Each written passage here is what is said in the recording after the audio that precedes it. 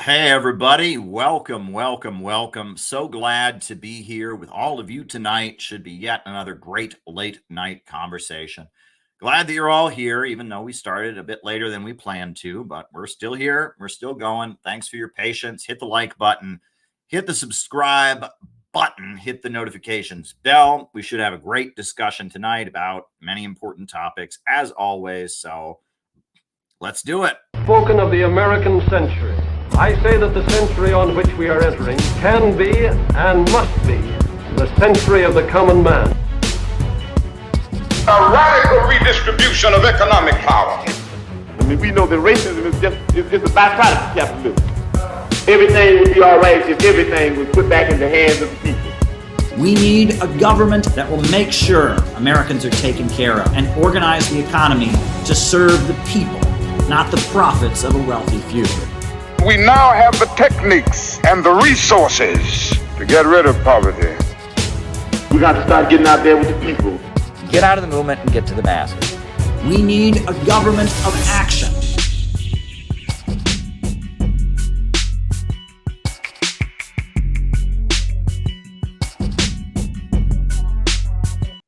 Welcome, welcome, welcome, everybody. I am so glad to be here with all of you tonight. Hit the like button, hit the subscribe button, hit the notifications bell. Now, the way these late night conversations work is I give my opening remarks, and my opening remarks are then followed by a roll call.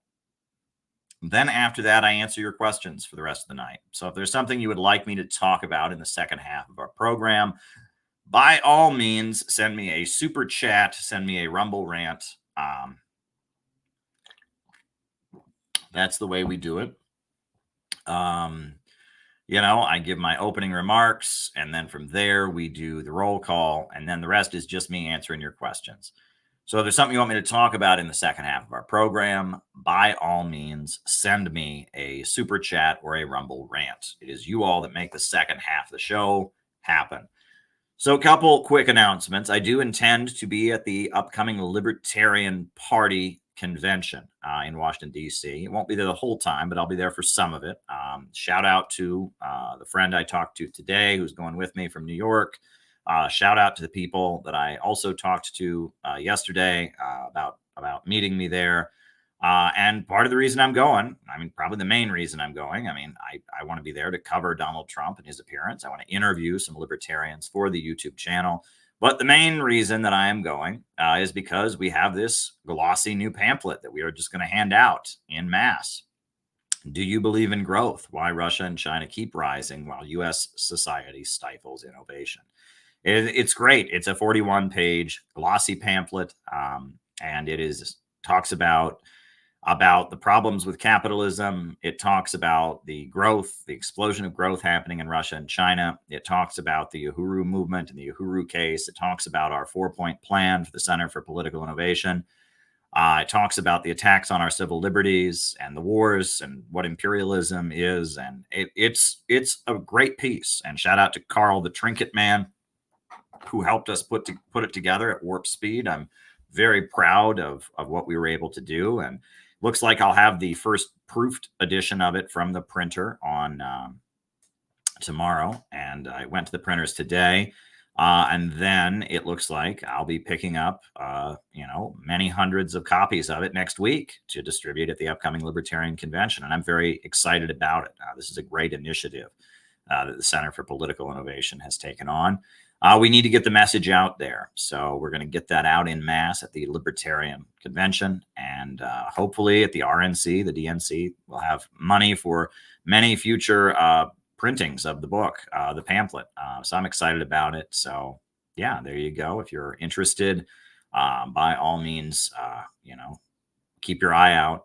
When I have a first edition of it, I intend to read it on this stream. When I have a copy I can hold in my hand, I'm going to read it on this stream so you all know what is in there. And if you want a copy, come to the Libertarian Convention because I'll be there handing them out. Libertarianism in terms of economics, I don't agree with it, but I think there's a lot of people in the libertarian world who become libertarian because they're opposed to the wars. They become libertarian because they're opposed to the emerging police state. They're opposed to the attacks on our civil liberties. And they're also believers in economic growth. Now, I think that their economic theories are wrong. And so I wrote this pamphlet, very carefully written, to let them know about the Uhuru case and to kind of make the case to them. And we'll see. So that is my exciting upcoming project, headed to the Libertarian Convention next weekend, not this coming weekend, but the following weekend, to distribute this pamphlet that we put together. Which is very exciting. And I'm hoping we can distribute it in many other different places throughout this coming months, because we needed something like this, some easily reproducible material to just kind of spread awareness about what CPI is. So that's really, really great. So yeah, that's the announcement I've got. Opening remarks, and then roll call. And then from there, I answer your questions.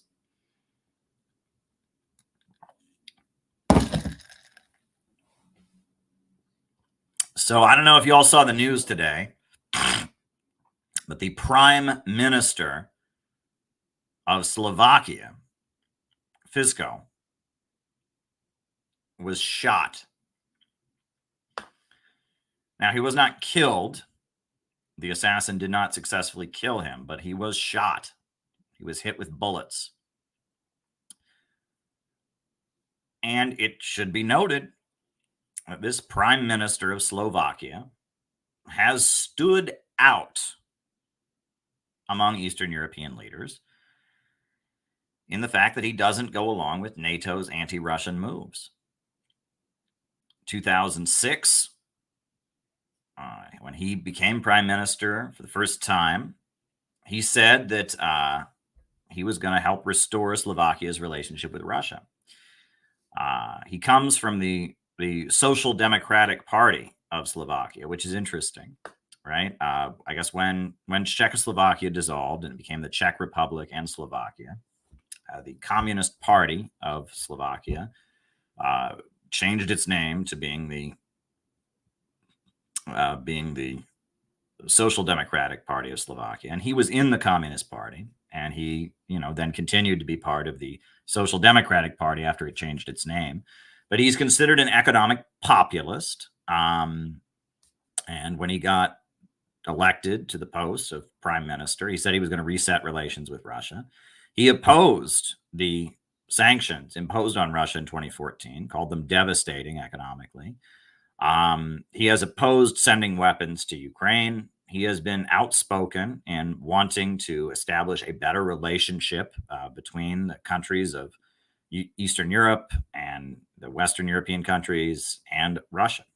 And he was given a speech today, and somebody shot him.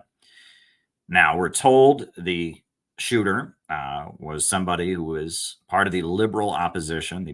Liberal means pro-American. Liberal means pro-free market.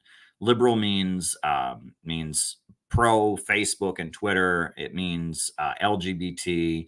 It means neoliberal economics, the IMF, the World Bank, the World Economic Forum, BlackRock. When you say liberal, it's important to keep in mind what that means, right? Some people might look at this guy and say, well, he sounds like a socialist or a communist, so he's liberal. No, he's not liberal, right? He's an advocate of centrally planned economy. He's an advocate of the state using its resources to control the economy and using resources to care for people. But he's not an advocate of liberalism, right? Liberalism is the Western ideology that puts the individual above all else. And it appears that this guy is an advocate of liberalism. He's a part of the liberal opposition who shot the prime minister of Slovakia. And he apparently is a poet. And we're to believe that he acted alone. Now, this is an important point. Robert Fico's party has strong communist nostalgia. It is the inheritor of the Communist Party. And Fico is considered to be a left-wing populist, right? He has populistic rhetoric, and he's highly critical of the United States. And, this liberal poet who apparently didn't agree with him just decided to shoot him. And that's all we know. That's really all we know about it. However, this certainly does fit an interesting pattern of events. I was just recently talking about how the strategy that Ukraine has been utilizing is very clearly a strategy of terrorism. When you blow up the car of Dari Dugina, and you just blow up her car, in order to kill her because she's an outspoken political analyst, journalist, supporter of her country, Russia. When you attack a concert in Crocus City Hall, when you shoot missiles at Belgorod and cause apartment buildings to collapse and kill 1.5-year-old babies, I mean, at that point, what do you call this strategy? It is a strategy of terrorism. And the U.S. government has blatantly been enabling the Ukrainian government to carry out a policy of terrorism for quite some time. That has been the main method through which they have been opposing those who speak in support of Russia, as they've been utilizing terrorist methods against them, just like they murdered Dari Dugina with a car bomb, just like they murdered Tatarsky with a bombing, just like they knew the Crocus City concert attack was going to happen, and they let it happen anyway, and they let the whole world know ahead of time that they knew it was going to happen by announcing that they knew something was going to happen at a concert hall. And now they're letting and enabling, and the British government has given full permission to the Ukrainian forces to attack and murder civilians in Belgorod and other places.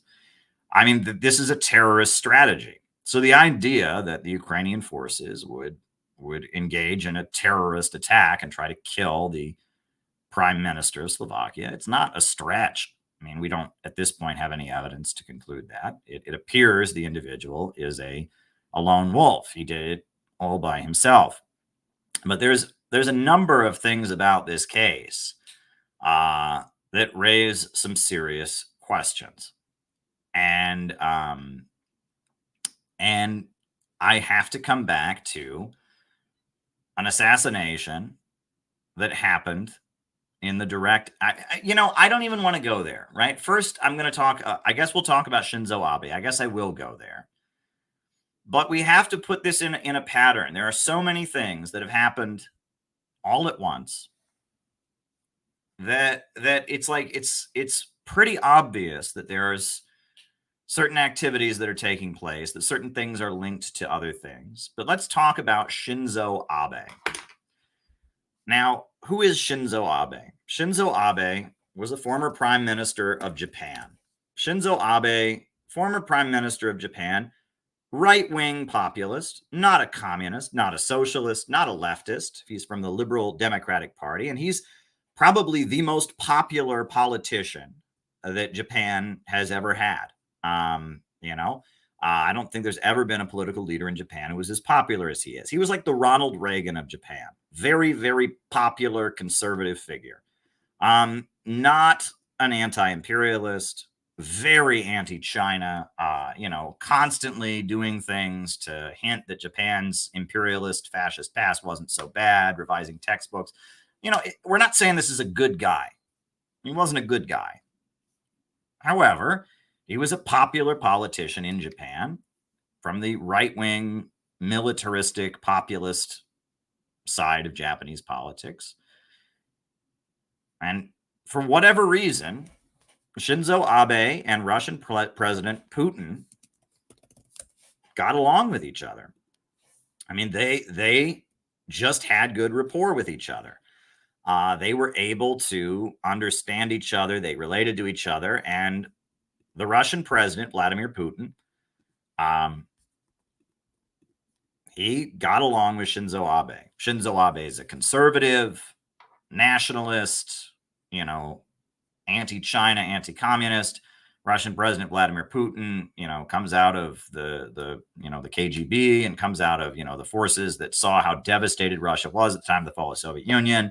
Bit of a Russian nationalist, but, admires the Soviet past, whatever. The two of them got along. the two of them got along with each other. Shinzo Abe wasn't some kind of raving anti-imperialist. Shinzo Abe was kind of a Ronald Reagan, kind of a Trump. He wasn't even really a Trump, I would say. He's just a Japanese conservative political figure who's very anti-China, who, for whatever reason, he got along with Russian President Vladimir Putin. So what happened?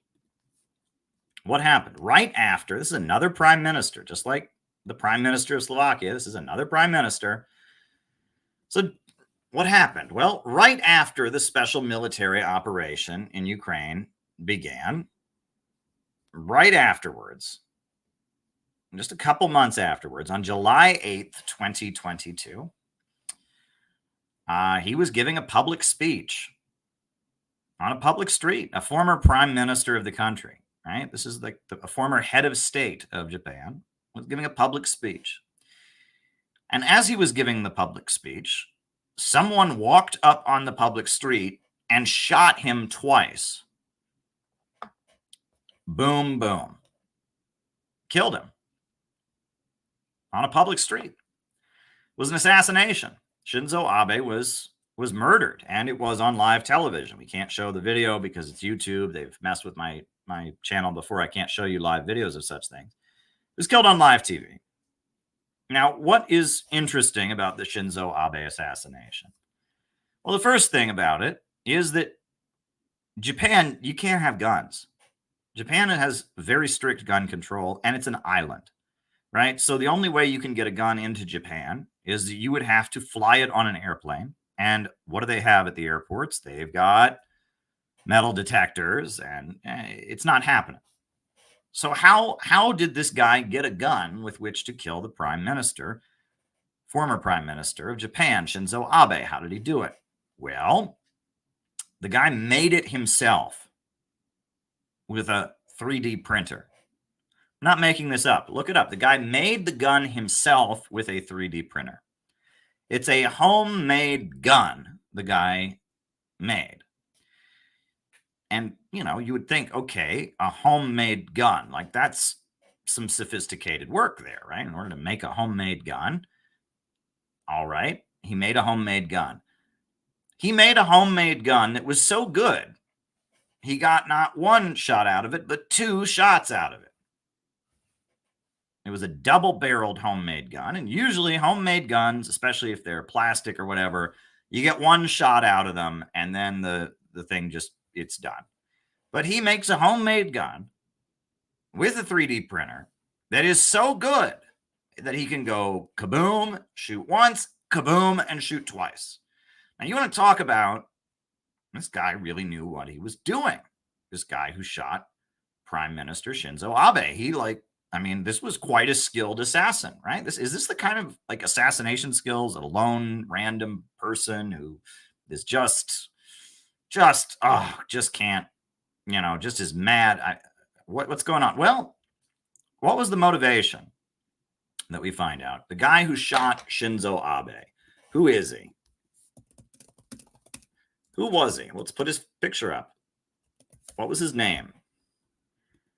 The man who shot Shinzo Abe. Shinzo Abe assassin. What's his name? Right? It's hard to find a picture of him. There's a lot of pictures of him with a mask over his face. It's very, very hard to find an actual picture of the kid. It's a young guy, not an old guy. We don't really know that much about him, right? What do we know about the kid, right? He shot Shinzo Abe. Here, I'll put the picture of him. You don't really get an image of who he was. It's actually hard. I'm not finding, I'm not finding a very good image of his face, which is weird. Every image of him I'm finding, he's got like a COVID mask over his face. You can't even really see who he is. But here, I'll try to put an image on the screen here. All right, this is the guy who shot Shinzo Abe. This is him. Young guy, and he apparently was just so good he could make a homemade gun by himself, right? He was 41 years old. Tetsuya Yamagami. That was his name. Tetsuya Yamagami. 41 years old. And he shot Shinzo Abe. Now, why did he shoot Shinzo Abe? What was the reason that he gave? Well, he says he shot Shinzo Abe. You can't, it just gets weirder the more you look into it. He says he shot Shinzo Abe because his mother, not Shinzo Abe's mother, but his own mother, is a member of a religious group from Korea called the Unification Church. And the Unification Church has in the past donated to Shinzo Abe. And he feels that the Unification Church is a cult. He feels that the Unification Church is a mind control operation. He blames them for his family's financial hardships. And so he found out that Shinzo Abe, this Japanese politician, had received donations and had an economic relationship with the Unification Church. And so based on that, he went and shot the former prime minister. Now, I'm having a little hard time with this, right? If he's mad at the Unification Church, wouldn't he go shoot somebody from the Unification Church? That would make sense to me, right? If he's really mad at the Unification Church, he would go shoot somebody from them. But he didn't do that. Instead, he shot a politician who is not a member of the Unification Church, who has different religious beliefs, but has gotten donations from them and many other different religious and political groups throughout Japanese society. That doesn't make any sense to me. That really doesn't make any sense to me. But that's the reason that he gave. He was mad that Shinzo Abe had a relationship with the Unification Church. And so because of that, he went and shot Shinzo Abe. But here's the thing. Shinzo Abe has had a relationship with the Unification Church for decades. There's nothing new about that. So why now? And then it gets even more interesting. Because you would think, if some former president who was wildly loved in America was shot because he was friends with Muslims, what would there be? There would be an outpouring of support for Muslims in the United States. If some former president of the United States who was loved because of his, was shot because of his relationship with gay people, that everyone's Facebook status would immediately turn into a rainbow flag. Right? If somebody who is a former president of the United States or a former prime minister of England or some former beloved head of state of a country was killed because of their relationship with Buddhists, there would be an outpouring of support and love for Buddhists. That's not what happened. In fact, the opposite happened. In response to a beloved popular Japanese political figure being killed, supposedly for his relationship with the Unification Church, there has been an all-out crackdown on the Unification Church. The Unification Church is basically being outlawed in Japan. That doesn't make any sense, right? I mean, it's like, oh, this crazy guy shot our former prime minister because he's mad at them. We better do what he says and outlaw the group he was mad at. That doesn't make any goddamn sense. That's not what generally happens. Generally, if a beloved figure is murdered by a terrorist, they don't go out and try to vindicate and agree with the terrorist. But in this case, for some reason, the Japanese political establishment has agreed with it. Now, that whole thing is just damn weird. But what's also weird, is that the shooter, right? The shooter is a longtime ex-member of the Unification Church, hates the Unification Church. But Shinzo Abe at the time, as the most popular political figure in Japan, was not on board with hating Russia. He was just saying, Russia, he was saying that Russia shouldn't intervene in Ukraine, but he was saying, let's not go all on against Russia. He was not supporting Russia. in Ukraine, but he was not saying that they should, that they should be completely isolated. He was not joining the like global mobilization. He wasn't waving the Ukraine flag. He was just out there saying, let's not escalate against Russia. There's two sides to this story. It's a little complicated. That's all he said. But you all know that was a crime. Right? When all the Ukraine flags came out, no one was allowed to say anything about it, right? And oh no, you had to be cheering. If you said anything critical, you didn't donate to Ukraine. You were a bad person. You remember that? I remember it very, very well.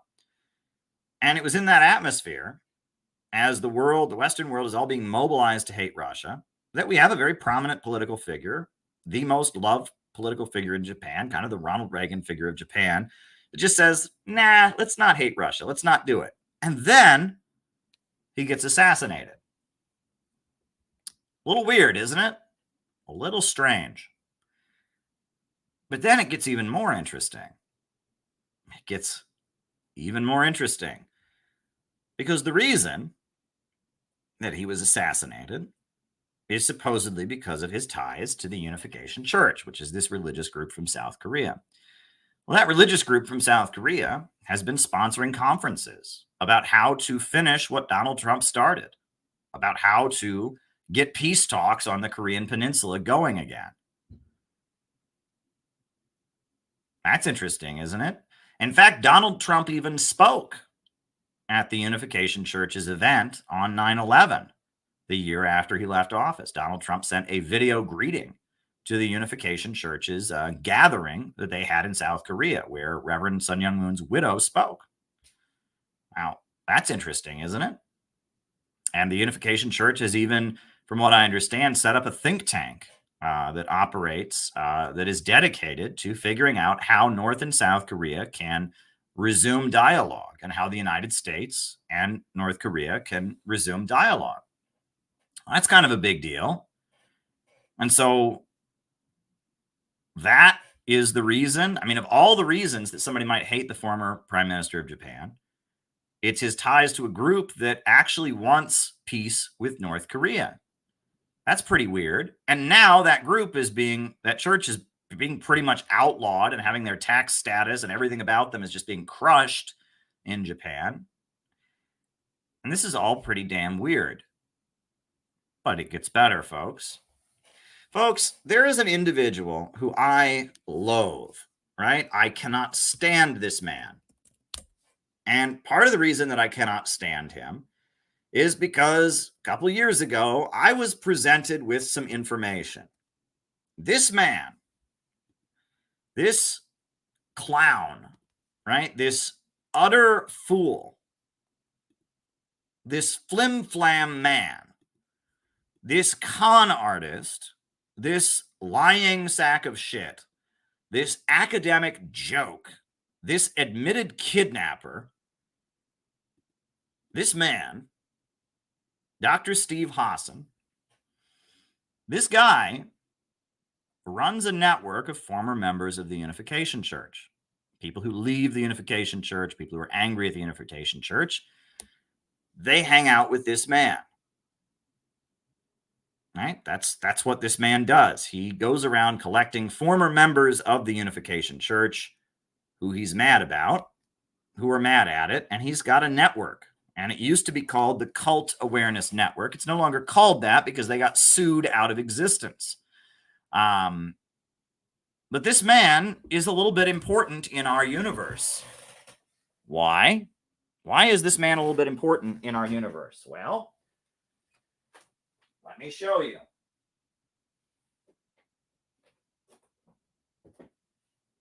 Well, there's a book I think some of you are familiar with. There's a book that I think some of you are familiar with. Trying to see where my copy of it is. Okay, I don't have my copy of it here with me right now, so I'll just put the image on the screen. There's a book that I think many people who watch this channel should be familiar with.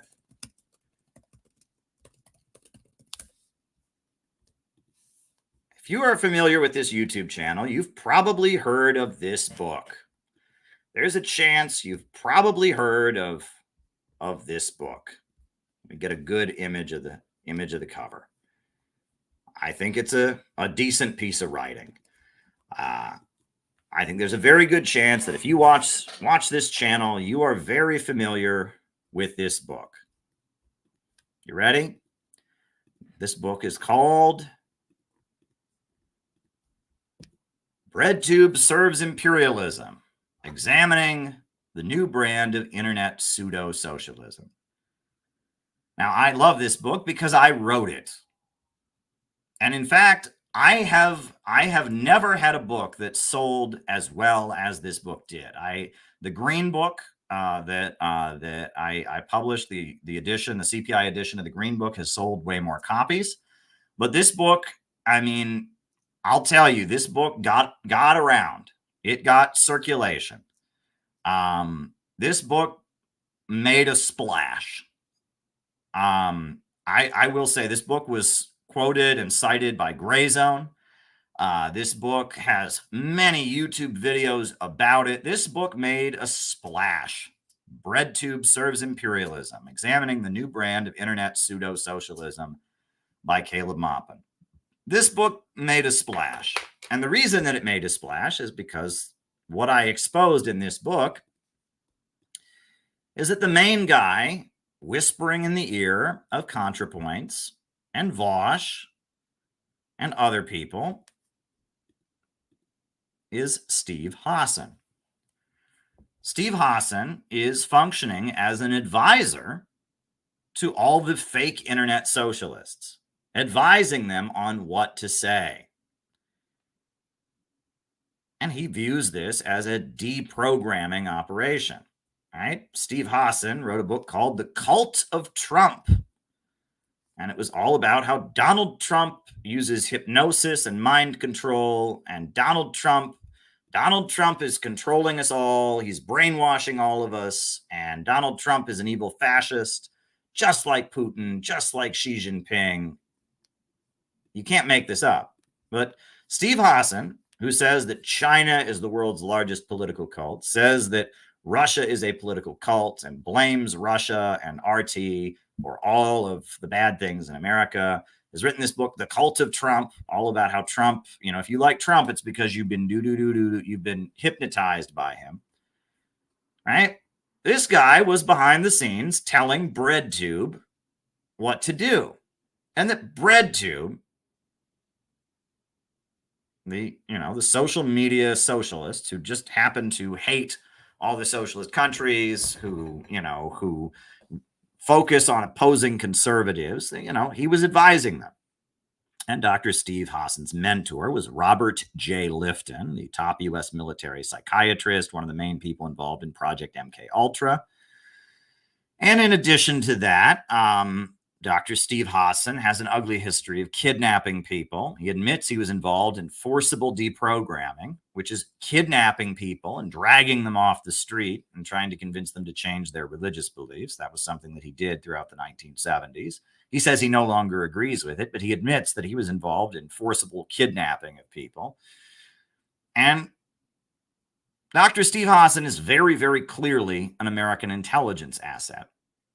And he doesn't like the Unification Church, and he doesn't like Russia, and he doesn't like Trump, and he also really, really doesn't like me, because he probably doesn't know who I am, but he advises a lot of the people who have launched a very targeted campaign against me, right?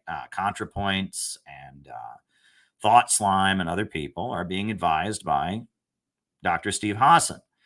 So isn't it interesting that at the same time that Dr. Steve Hassan is advising and helping carry out widespread character assassination operations against me and running a socialist, internet community that is very, very, very anti-communist and in favor of U.S. imperialism and cheering for Ukraine. Isn't it interesting that somebody who apparently was part of the same network of ex-cult members, of former members of this religious group that is now friendly to North Korea, goes and shoots a prominent politician?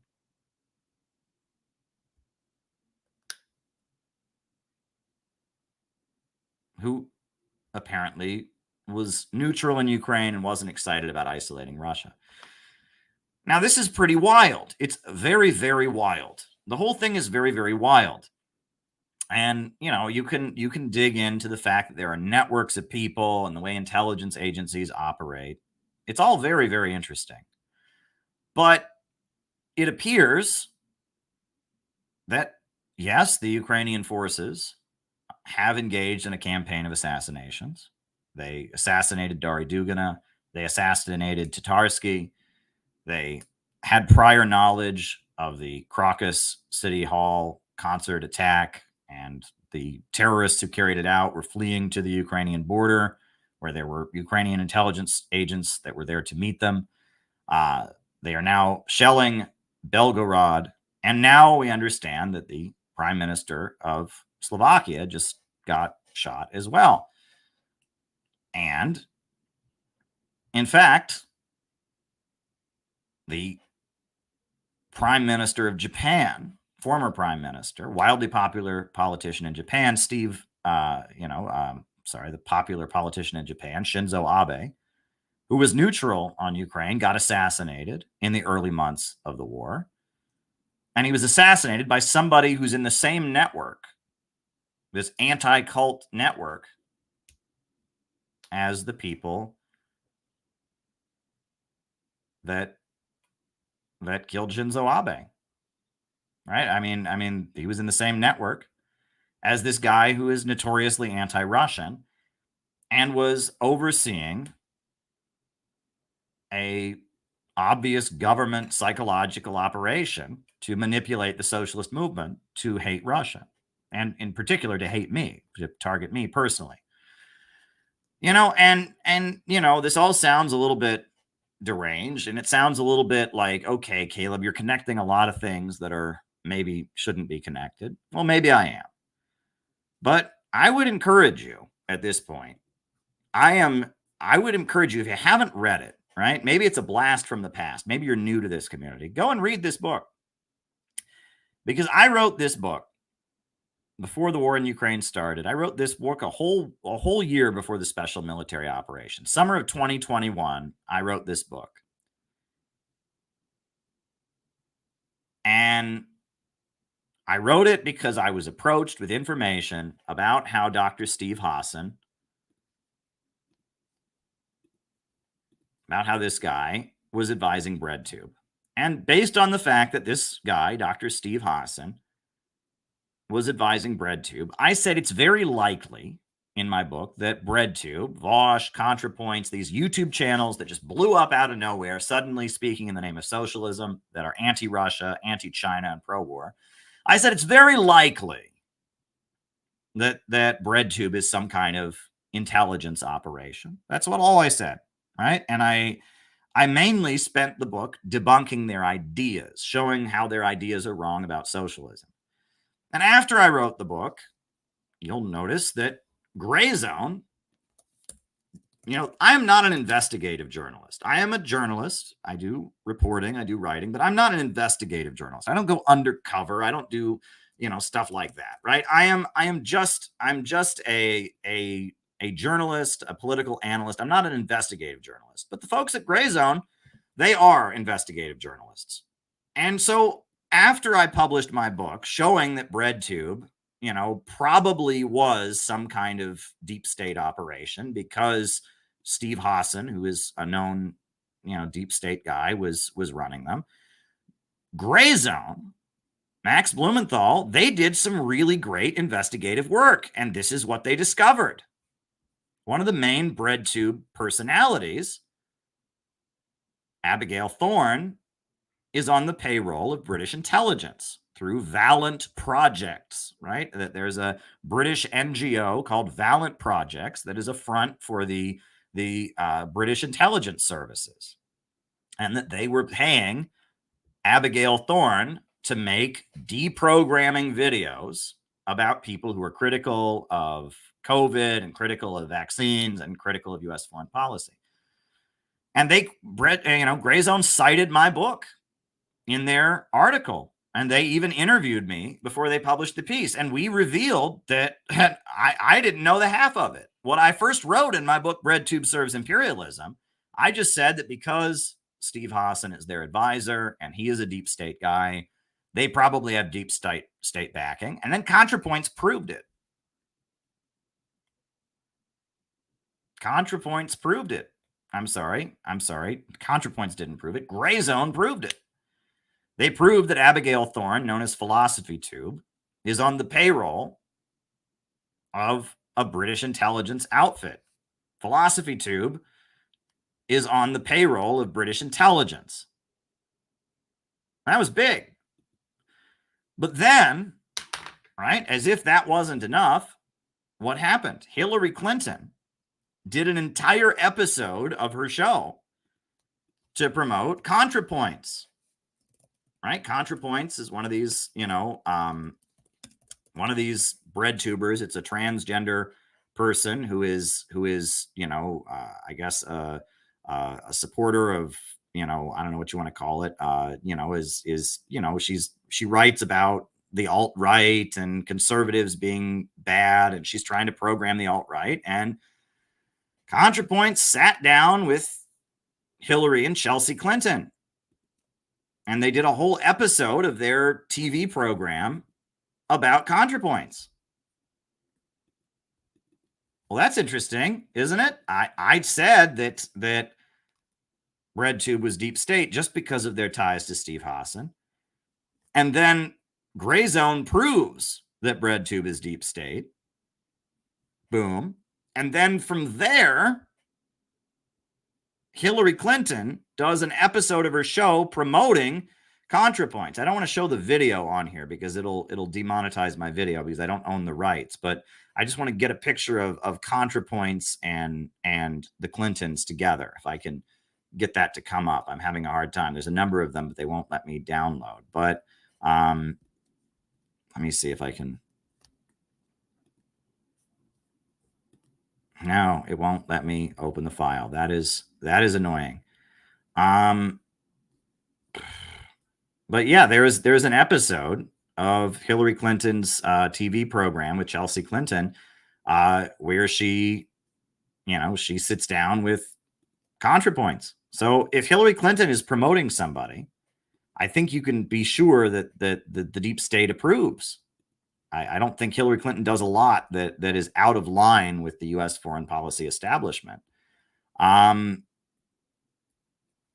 that's pretty blatant. I mean, I was 100% correct. And then when the special military operation began in Ukraine, all of these bread tubers became nutty supporters of the Ukrainian military. It's all very interesting. It's all very, very interesting. So now we have the prime minister of Slovakia being shot. And another thing I might add, and this is worth adding, right, is that there is a Ukrainian kill list. I don't know if you've seen this. There's a list of people, who the Ukrainian government considers to be information terrorists that they want to kill. Right. And I am on the list. I am on the Ukraine info terrorist list. I'm designated by the Ukrainian state as an information terrorist because of my role in reporting for RT. So, I am on that kill list. And what's also more interesting is that these people, Steve Hassan's network, has actually infiltrated CPI. Right. And that there was some infiltration of CPI by that network shortly after Shinzo Abe was killed. There was a couple people who were part of our group who were apparently in touch with Steve Hassan's network. And one particular individual was calling up every member of CPI he could find. You got to talk to the anti-cult people. You got to talk to Steve Hassan's people. Right. I mean, you can't make this up. Right. And they apparently sent people into our organization in order to try and carry out an operation against me. All right. And they really dug deep into my personal life and they couldn't find anything. right? I mean, there was nothing really scandalous they could find on me. At the end of the day, they couldn't even accuse me of anything at all. And I debunked the whole thing. And the whole thing was just bullshit. And there was nothing there. I mean, they wanted to find something really scandalous, and they couldn't find anything. They found some aspects of my personal life that are nobody's fucking business, right? And they could find the same thing in your life. But I generally don't hurt people. I'm generally just a guy who lives in my Brooklyn apartment. I'm married, about to be my 10-year anniversary tomorrow. I'm married. I live in my apartment. I write books. I put on conferences. I go report on events. I go to international conferences. As much as I know a lot and I write a lot, I don't live some kind of nefarious criminal life. I don't rob people. I'm not involved in violence. And they've really, really tried to make the case that I'm some kind of dangerous person, and they couldn't find anything. And all the pages and pages these people wrote, and all the private conversations that they got their hands on, and all that, I didn't do anything. And at no point did they accuse me of doing anything. I mean, they had no accusation against me at all. There was nothing they could accuse me of. I was not accused of anything. I was just basically embarrassed. That's it. They dug into my private life, and they put things on the internet that didn't belong on the internet. It's a nasty, hateful thing to do. Right. And they targeted people's jealousy, right? The people that ended up cooperating with them, and they went to everybody. And I mean, I don't want to rehash this whole thing. I'm not going to, but there were people I went to college with, right? I went to college in 2006, 2007, 2008. There were people I hadn't spoken to since I was in college that somehow got phone calls from people wanting them to sign their names to statements about me. That was big, right? People I hadn't spoken to in years who contacted me and said, Caleb, I got a weird phone call with these people that say that you run a cult and they want me to sign my name to some statement. Yep. Yeah. I mean, these people, the amount of money that they must have had to pull off this operation. And now I know that people got paid to do it. Surprise, surprise. Right. I also know some other details. And this was quite a sophisticated operation. And it was apparently carried out by Steve Hassan, right? After I exposed that he was the writer of that he was the guy advising Breadtube, he sent his people into my organization, and they caused problems. And it happened just on the exact same day as when Dari Dugina was murdered. I'm sure that was a coincidence, or it was just timing. And it happened just a couple months after Shinzo Abe was assassinated by somebody else in their network. I'm just pointing all of this out to you, right? And now we've got this, Fico, the prime minister of Czechoslovakia, has been shot, supposedly by an oppositionist. And I'm pointing all of this out to you. Right. And I'm on the list of information terrorists. Right. I'm on the list of people that the Ukrainian government wants to murder. Right. I'm getting you all to understand that there is something going on here. Are all of these things that I'm listing here necessarily related? No. Okay. And we don't know where exactly the connections are. We are just looking at, what do they call a scatter plot? Right. A bunch of things that happened that are similar, that have similar people involved, similar motives, etc. We're looking at a scatter plot, and we're looking at the fact that the Ukrainian government, backed by the American government, cooperates with people on social media, cooperates with assassins and murderers, cooperates with the Cult Awareness Network, cooperates with different people, right? And that these cooperations overlap, and they have a list of people that they are targeting. That's what we know. Okay. And so when you see the assassination of this very prominent, it wasn't successful. He lived, right? When you see Fico get killed, you think about what happened to Shinzo Abe. You think about what happened to Dari Dugina, right? You think about what happened to Tatarsky. You think about how there is an obsessive social media campaign targeting me that makes no goddamn sense, right? I've got 30,000 subscribers on here, but it's like they have you know, there's huge efforts to smear and just run my name through the mud for nothing when they've got nothing. And I have exposed the connections, and I wrote what I really would encourage people all to go read. Go read Breadtube Serves Imperialism, right? This was a masterpiece. I mean, this book sold amazingly well, and it's been proven correct. Everything that I wrote is far more correct now. Kind of like my book on Kamala Harris. Everything I wrote in the Kamala Harris book is far more true and far more accurate than I even guessed, right? I didn't expect all of Kamala Harris staffers would quit because she's a sadistic narcissist and she enacts her sadism on them, right? I didn't expect that. I didn't expect that Gray Zone would reveal that British intelligence is paying Philosophy Tube. I didn't expect that Hillary Clinton and ContraPoints were going to be good friends and that they were going to do an episode of Hillary Clinton's show to promote ContraPoints. I didn't know how right I was. I keep being right. That is my crime. I keep being right. I was right about Kamala Harris, and I was right about Breadtube. I keep being right about things, and I don't even know how goddamn right I am. I knew about Kamala Harris. I knew about her father. I knew about her record as a prosecutor. That's all I knew. I didn't know half the shit that's come out. I was so ahead of the game. And she was running for president in 2020, and no one was talking about it, and I was talking about it. Now she is the vice president, and we know it. I was ahead of the game. Again, nobody was talking about it. Breadtube was annoying. All of a sudden, there's all these socialists all over the internet that have never been in any socialist group and whatever. Oh my God, I was ahead of the game, right? So if you want good information, I would recommend watching this YouTube channel. I was right about Breadtube. I was right about Kamala Harris. And, and I'm telling you that I'm very good at picking up on patterns like this. And that's why I wanted to take this in a little bit of a different direction. We don't know what the motive of the guy who shot Fico was. We don't know, right? I mean, this is a guy who has spoken up in favor of Russia. He's a socialist, a populist. They're calling him a right-wing nationalist in American media. He was not that. He's a socialist, a leftist in the Czech or in Slovakia who spoke up in favor of Russia. And today he got shot and not killed. That's all we know.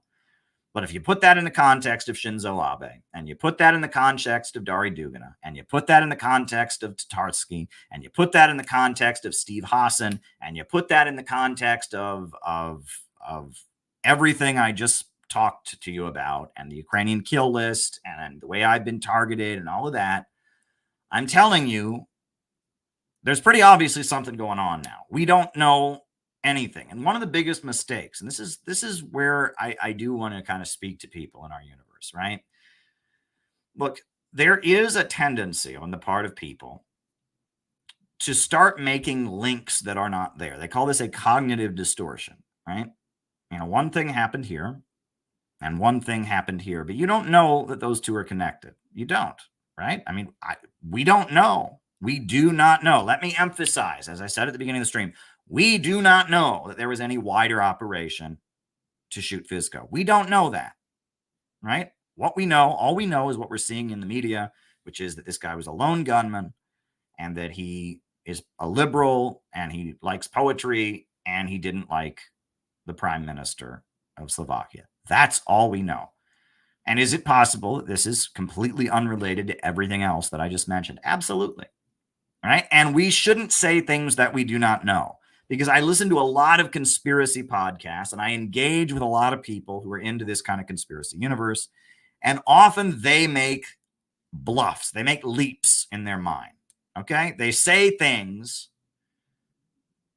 that seem right to them, but they're not exactly established, right? And that's a real problem in a lot of conspiracy stuff, right? They make they'll say true thing, and then there's a gigantic leap, and that gigantic leap,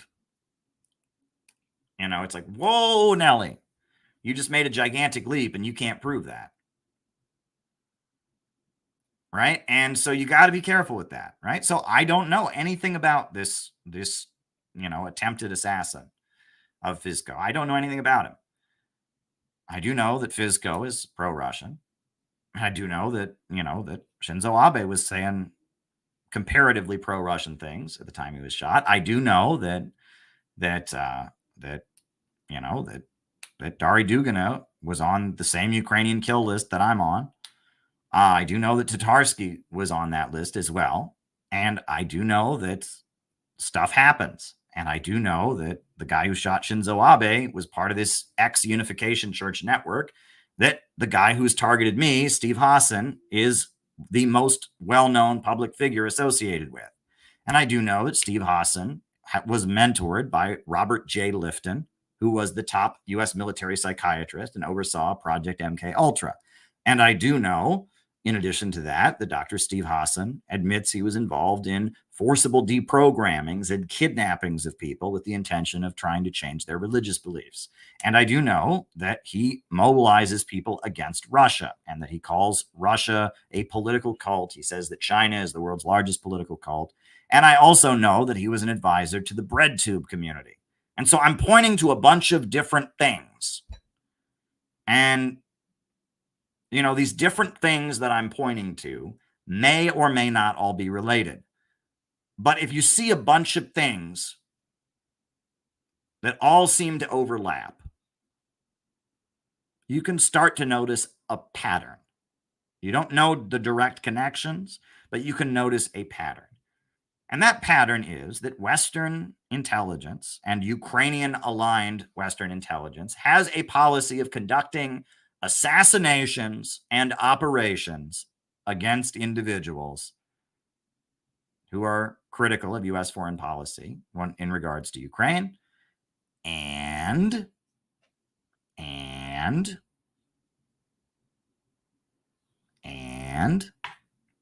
that a number of leaders around the world who have been critical of U.S. foreign policy and NATO policy in Ukraine have been assassinated.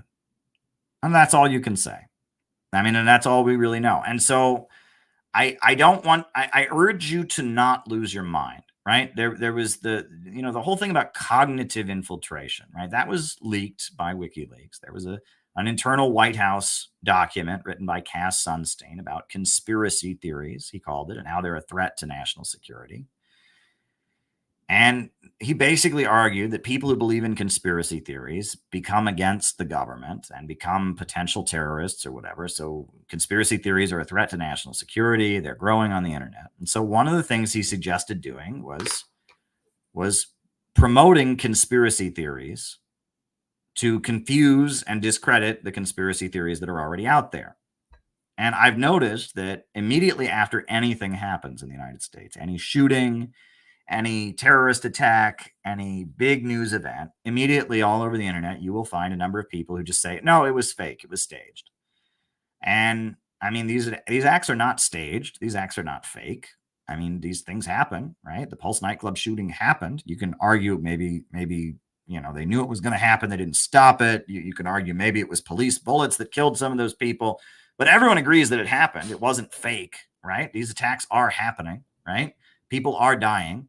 And so we don't want to say things that we do not know, right? You generally shouldn't say things if you don't know them to be true.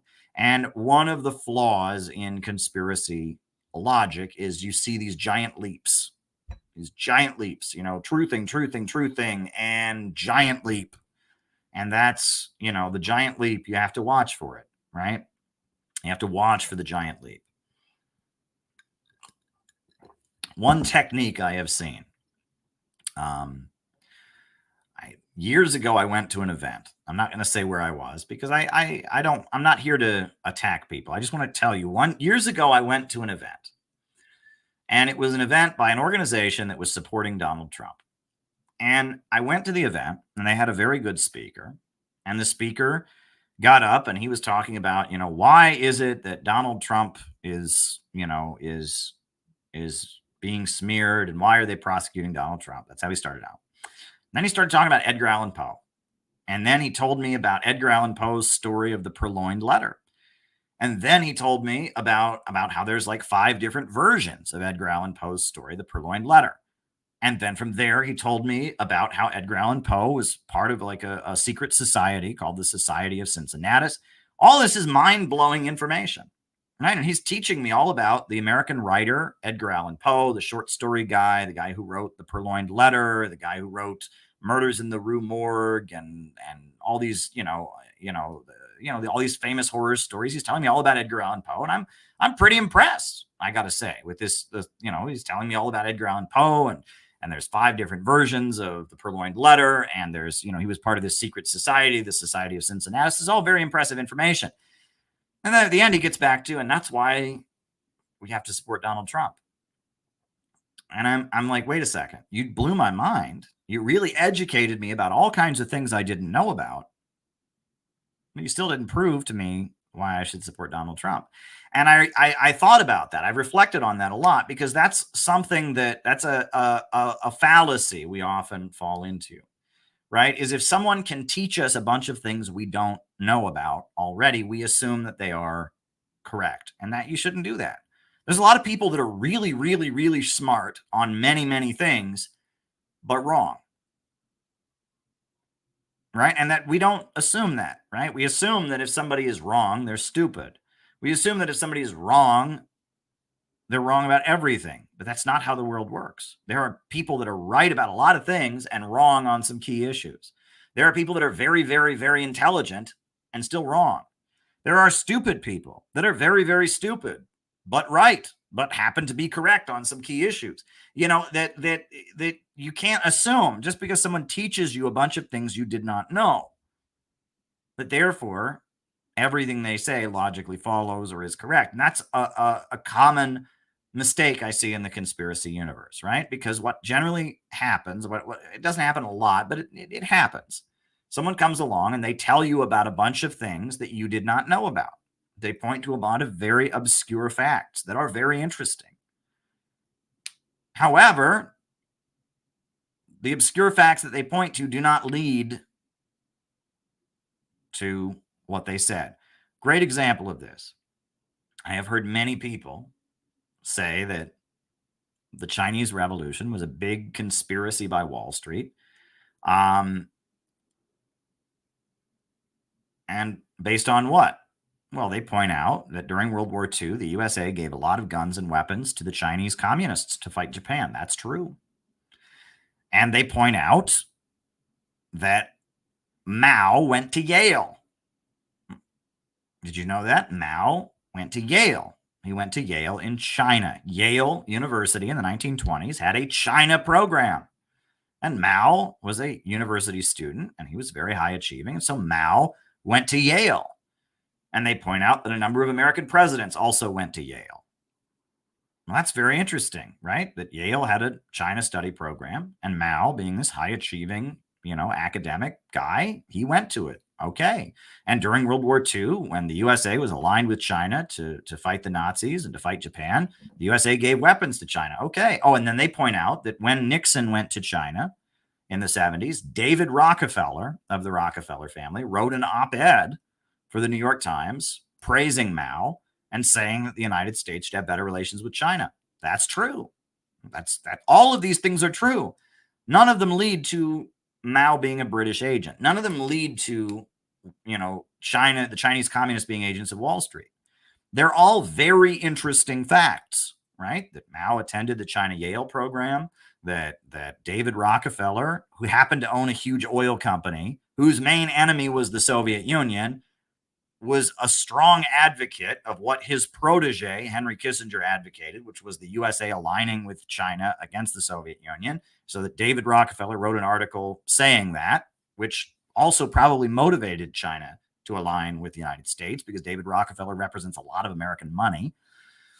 That China got funding from the United States to fight against Japan during World War II, and the Chinese communists got some of those guns and weapons. That's all. None of that adds up to China being, the Chinese communists being agents of Wall Street, or being agents of the British Empire, or agents of Skull and Bones, or whatever. However, if you did not know all those things I just said, and someone showed up to you, and this is what they do. They show up to you and they're like, Oh, you like Mao. You think he's a revolutionary. I bet you didn't know the CIA and the U.S. government gave him guns. Well, they did. That's true during World War II. And then you say, I bet you didn't know that Mao even attended Yale University, the same university that Woodrow Wilson went to, that all the American elite went to. Mao went to Yale. Well, that's true. Oh, and I bet you didn't know that David Rockefeller wrote an article for the New York Times, and David Rockefeller, and that's true.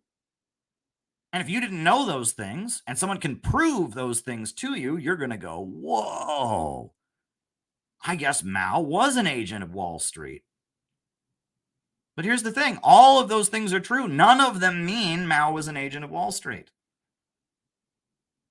None of those things mean that. Right? And that this is the game that a lot of people in the conspiracy universe play. And we don't want to play that game. Right. So as much as, everything I just said in the opening there about Steve Hassan, about Ukraine, about fact check it. And I'm here telling you, as somebody who believes what I'm saying, I'm telling you that even I am not saying all these events are connected to each other. Right. They are not all connected to each other. Right. The guy who shot Shinzo Abe, maybe he did it all by himself out of his own frustration. Maybe, maybe the guy, maybe the guy who shot it's very possible the guy who shot the prime minister of Slovakia today did it all by himself. Maybe, Steve Hassan being an advisor to Breadtube, maybe that has nothing to do with other things, right? We don't know. We can only point to a pattern, and we can look at that pattern of things. And we can go, but we shouldn't make links that aren't there, right? You have to observe these events in a detached way. And that's what I do advise you to do. Observe events in a detached way. And you never want to be the eager person who's just looking for confirmation of their narrative. You never want to do that, right? You want to see the confirmations that are already there. And you also want to know, right, that as you construct a narrative or a hypothesis about how things happen, right, what people might call a conspiracy theory, you should expect that you're wrong in some ways. Right? You should expect that even as you compose this, you are wrong in some ways, right? As you do your detective work, as you make your links, you're going to be wrong in some ways. Right. And I think about some of the investigations I've done into some of the attacks on me, and I was wrong in some areas. There were some theories that seemed like there was a connection, and it's not that. You should assume that you will be wrong in some areas. And that's science, right? That's what science is, right? You develop a theory, a hypothesis, and then you test it. And you investigate, and you test your hypothesis. And if you disprove it, you go back to the drawing board. And you test it again, right? That's how thinking scientifically works. And if you have a hypothesis and you just want it to be true so bad, you just look, oh, there it's true. I got it. Go home. You don't want to be that person. The other thing is that, and this is another fallacy that I see. This is a really common one. You get people saying, well, conspiracies never happen because the problem is capitalism, or the problem is imperialism. People have a leftist narrative about capitalism and imperialism. And so then, based on that, conspiracies never happen. And I see this one all the time, right? After the great movie by Oliver Stone, JFK, came out, Noam Chomsky and Howard Zinn both came out and they said, we denounce this movie. JFK was not assassinated because JFK did the Bay of Pigs invasion, and JFK was involved in getting the USA into the Vietnam War. And no, how does that disprove that the JFK assassination happened? Well, JFK was part of U.S. imperialism. JFK was not a communist, not an anti-imperialist. It's like, whoa, hold up. Yes, JFK was an imperialist. Yes, JFK did the Bay of Pigs invasion. But does that mean that there wasn't big divisions in our American ruling class? Does that mean that while one group among the American elite may have liked JFK, there were a lot of other people in the American elite who didn't like him? I mean, if you look at JFK, the idea that JFK it had to have been a lone gunman because capitalism and imperialism is the problem, and not conspiracies. I mean, or because JFK was not a revolutionary anti-imperialist. It's like, hold up. All right. Capitalism is not a conspiracy. Right? Capitalism is not a conspiracy. There's not some, smoke-filled room where they sit there and they go, oh, yes, we will own all the banks and they will all be poor. It doesn't generally work that way. However, there are rooms where people do get together and based on their own interests, not the interests of the system, but on their individual interests, do plot with other people to make more money, to defeat their rivals, to smear their opponents, to, remove their opponents. Conspiracies do happen, but capitalism is not itself a conspiracy. And that's an important thing to remember, and that there are divisions in the ruling class, and the ruling class are constantly conspiring against each other. They're constantly digging up dirt on each other. American politics, I mean, think about the president of the United States. You know how many billions and billions of dollars rest on the decisions that the president of the United States makes? And when there's a lot of money involved, people will go to crazy lengths. And, when you have people with billions and billions of dollars who hire huge staffs of hundreds and thousands of people whose job is to manage their money and maintain their financial empires, you think that they don't conspire to try and get the president of the United States to do what they want, or perhaps remove a president who doesn't do what they want and all of that. And again, there's no them. And this is the biggest problem with conspiracy logic. They think there's a them. There's some vast conspiracy that controls it all. And if that was the case, the world would make a lot more sense. The world would work a lot easier. There is one group of people, one sinister cabal that had absolutely all the power and could make anything happen. The world would be a lot more stable. There are many, many different cabals. There are many, many different factions contending for power. There are many wealthy people. There are many different groups.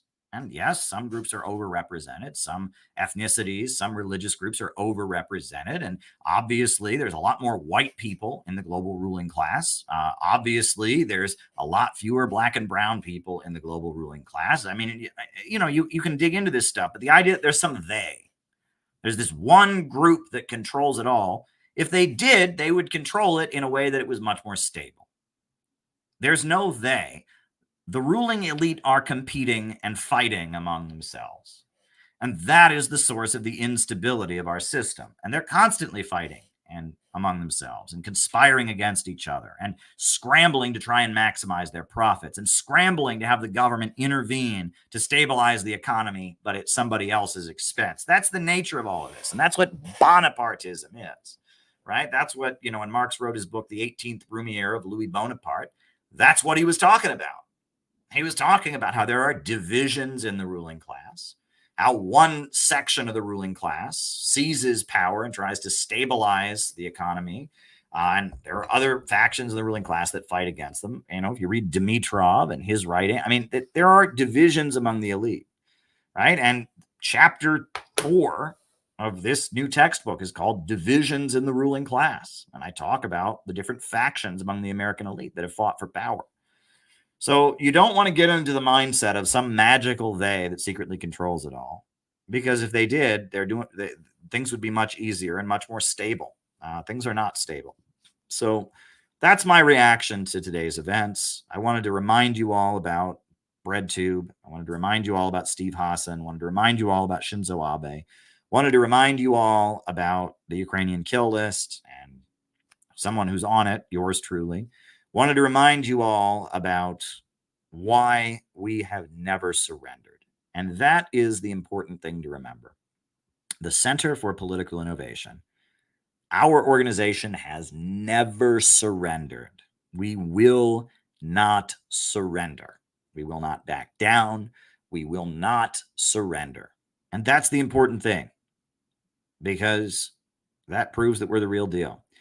I tell people, if I was one of their well, first of all, if I was going to surrender, if I was going to quit, I would have done it a long time ago, right? I have had so much mud thrown at me at this point.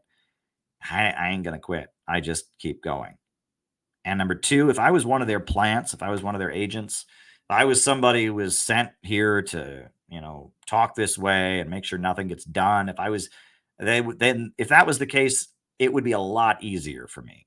They would be making it a lot easier for me. I am the real deal. I am the real deal, right? I am the real deal. And you know that I'm the real deal because I keep going, because I've been targeted in the ways that I do, and because despite everything that is thrown at us, we continue to make so much goddamn progress. We're doing a great job. We're doing amazing right now. I am blown away by how amazingly we put this pamphlet out. I'm going to be picking it up at the printers next week, right? I am so excited to distribute this pamphlet at the upcoming Libertarian Party convention. You don't know how excited I am. I am so excited, and I am just so thrilled to be distributing "Do You Believe in Growth" at the upcoming Libertarian Party convention. I couldn't be happier about it. And you know, we're just doing great stuff. So on that note, folks, hit the like button, hit the subscribe button, hit the notifications bell. I will do the roll call. I'll call you all out as I see you. Names and locations, names and locations. I will call you all out as I see you. Who is with us tonight? Names and locations, names and locations. Who's with us? Who is with us tonight? Who is with us? Bob in Troy, New York, St. David, Bermuda, Adelaide, Australia, Yada Yisrael in Chicago, Nick in Las Vegas. Very good. Ryan in Kansas City, Jonathan from North Carolina. Welcome, welcome, welcome. Neil Fraser in Hong Kong, Tony from Tasmania, John McCarthy in Chicago, Mark Jones in Utica, New York, Nate in Chicago. Shout out to Nate. Nate, you deserve to have a wrench. Why do you not have a wrench? I'm going to give you a wrench, Nate. You deserve to be in the wrench gang. Hold on. I'm going to wrench you. I'm going to make you a moderator. You are now a moderator. You've been modded, Nate. It's an honor. You are now modded. Hub 2, Chicago, John McClellan in Vancouver, right? Dave in Rochester, South Madness, Jacob in Wisconsin, Hempcar, Bill Brett in Seattle, Peter in LA, Boss, Mariah in North Carolina, Carolyn and Dario in Brooklyn, Four Oaks, North Carolina, Donnie Wallace, Patrick in Maine, Bruce in Monroe, Bruce Monroe in Barcelona, Alex in Brazil, Adam in Las Vegas, Phil is in Brooklyn. Congrats. Thanks to Kurt, Argentina, Nate W., Argentina, Andrew, Anthony in Detroit, Al in London, Mads in Massachusetts, Moscow. Welcome. Welcome, welcome, welcome. Four Oaks, Donnie Wallace, North Carolina.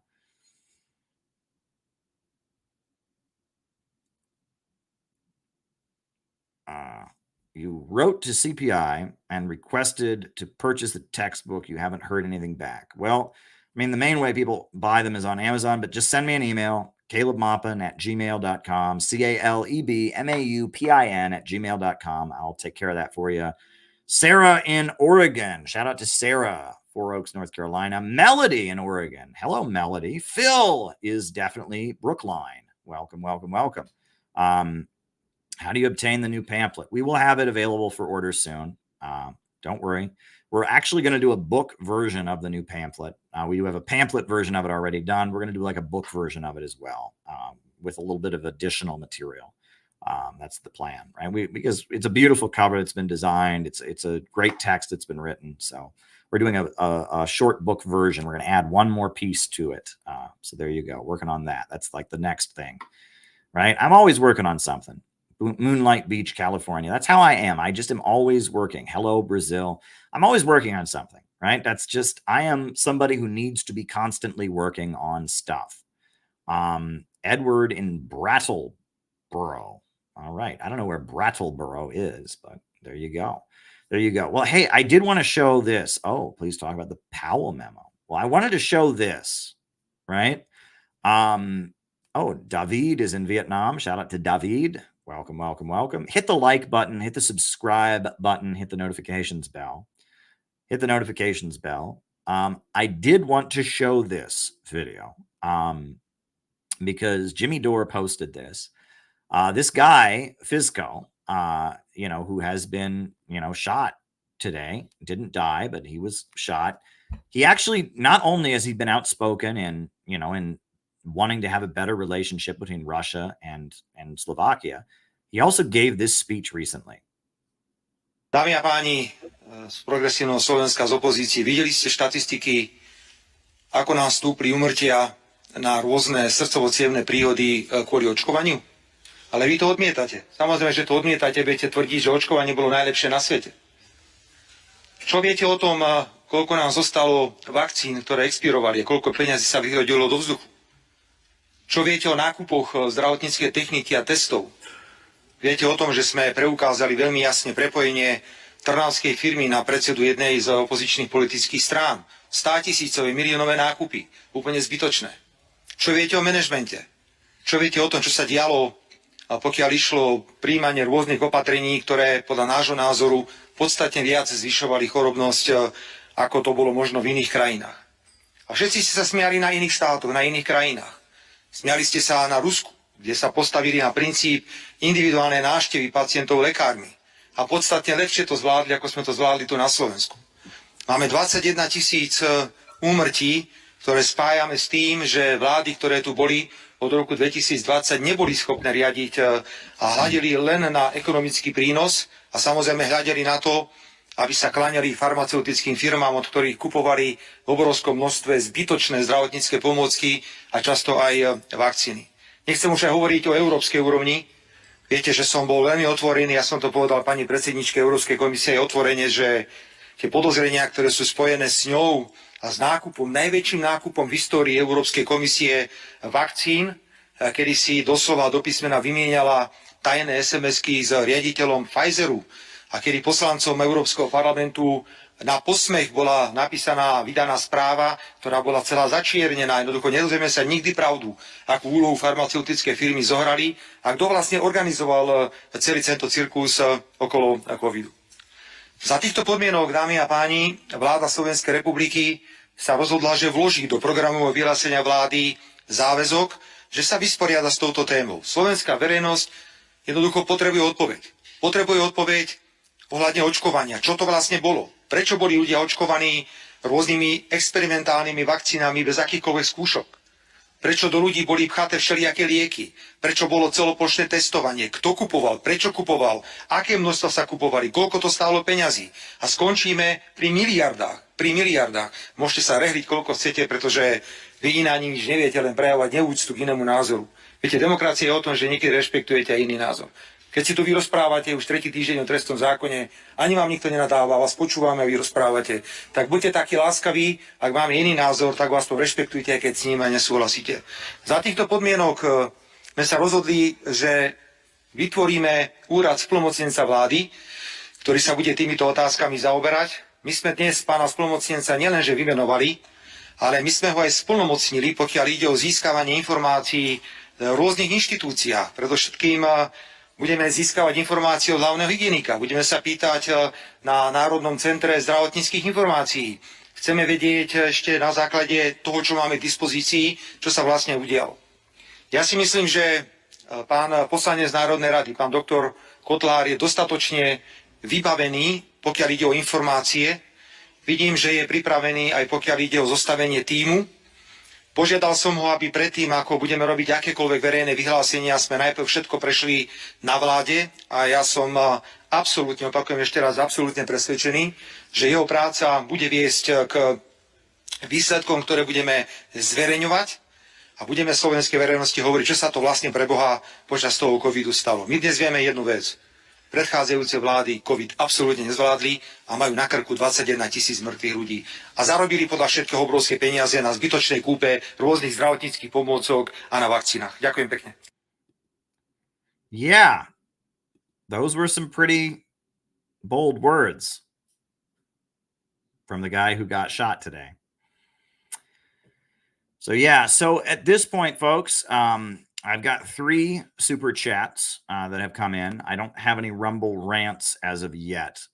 So I do want to remind you that super chats are greatly appreciated because they're not only a way to give me something to talk about in the second half of the show, they are also great because they do support my work. I live in New York City. I live in an apartment that's quite expensive, etc. So if you send a super chat, your super chat goes to help me to maintain my apartment, pay my bills, etc. It supports my ability to come on here every night, pretty much. And I mean, we've been on here pretty frequently. I think this is the 15th of the month, right? It's May 15th. How many live streams have we done this month? Let's find out. This is the 15th of the month, and it is live stream number. Which is this? So this is 1, 2, 3, 4, 5, 6, 7, 8, 9, 10, 11. We've done 11 live streams in 15 days. That's pretty good, right? I don't know any other YouTuber that streams as much as I do. I mean, sure, they exist, right? There's people who give dating advice and, talk about sports and stuff. But in terms of the kind of political analysis that I do, right, I'm on here more than anybody else. But I need you all to support me in doing it. I need you all to send super chats, send Rumble rants. I need you to support me by giving me something to talk about. I need you to support me also by supporting this channel. So if you can send a super chat, I would really, really appreciate it. And I actually wanted to play a commentary video by our good friend, David Roic. David Roic is a really good friend of the Center for Political Innovation. He's a very skilled musician. And in addition to being a very skilled musician, he's been doing a lot of political commentary videos. And I would recommend you go subscribe to his channel. I will drop the link in the chat. He does like political commentary videos every day almost, I think, every few days at least. And this is the one that he did today, which I thought was great because I really do believe that it is very important to have music at political rallies. I really do believe that. And today he made a YouTube video all about why it is important to have music at political rallies. Now, David Roic comes at things from a different kind of background. He calls himself an anarchist, and he's been a fixture in like activist, liberal, anarchisty circles for a long time. So the way he would probably come at this, is a little bit different, and that's why I found it interesting. Is I heard things that I didn't expect to hear, so I'm going to put on that video. If you are thinking about a super chat you'd want to send or something you want me to talk about, I'm going to interrupt this and give commentary throughout it. I'm not just going to play it, but this is David Roic's most recent commentary about what he thinks about having music at political rallies. And it's not long, but it's great. I think it's actually really, really great. So I'm going to put that on. It's called To Sing or Not to Sing.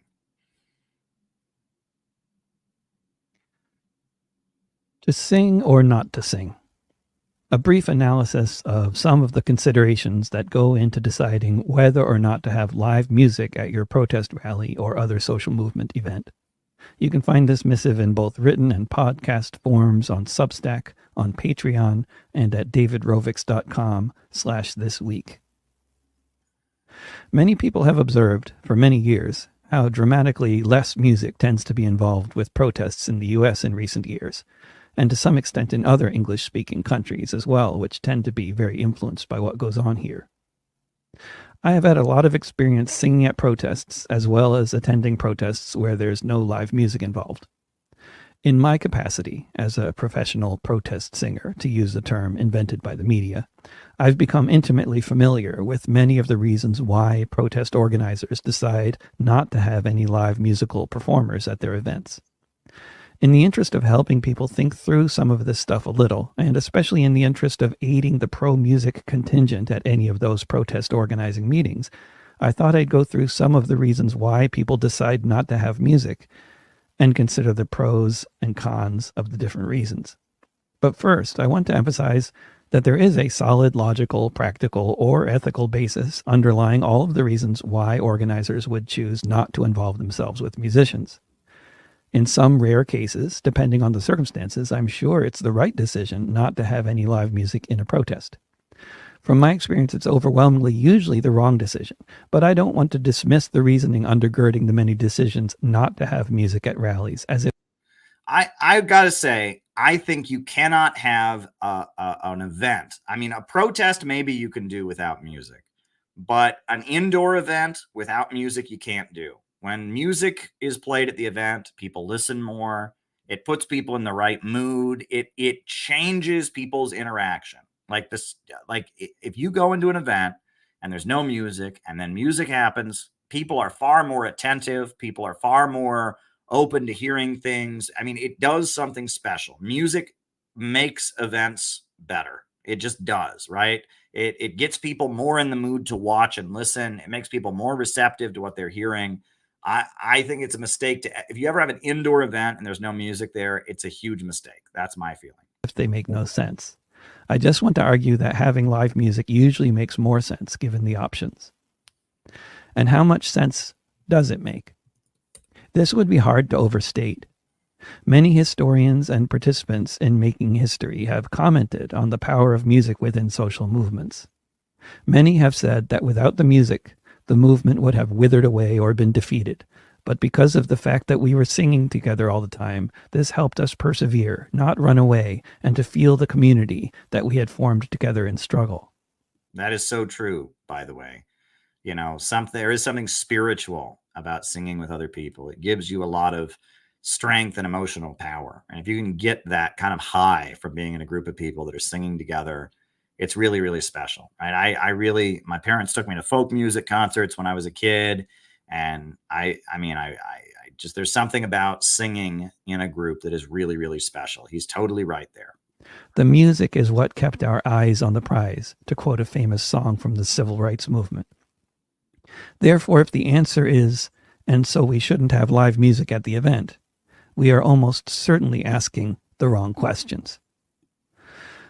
Now, to get to some of the reasoning behind organizers deciding not to have live musicians at a rally and my responses to that reasoning. 1. It's a very serious issue we're protesting, and music might make us seem frivolous.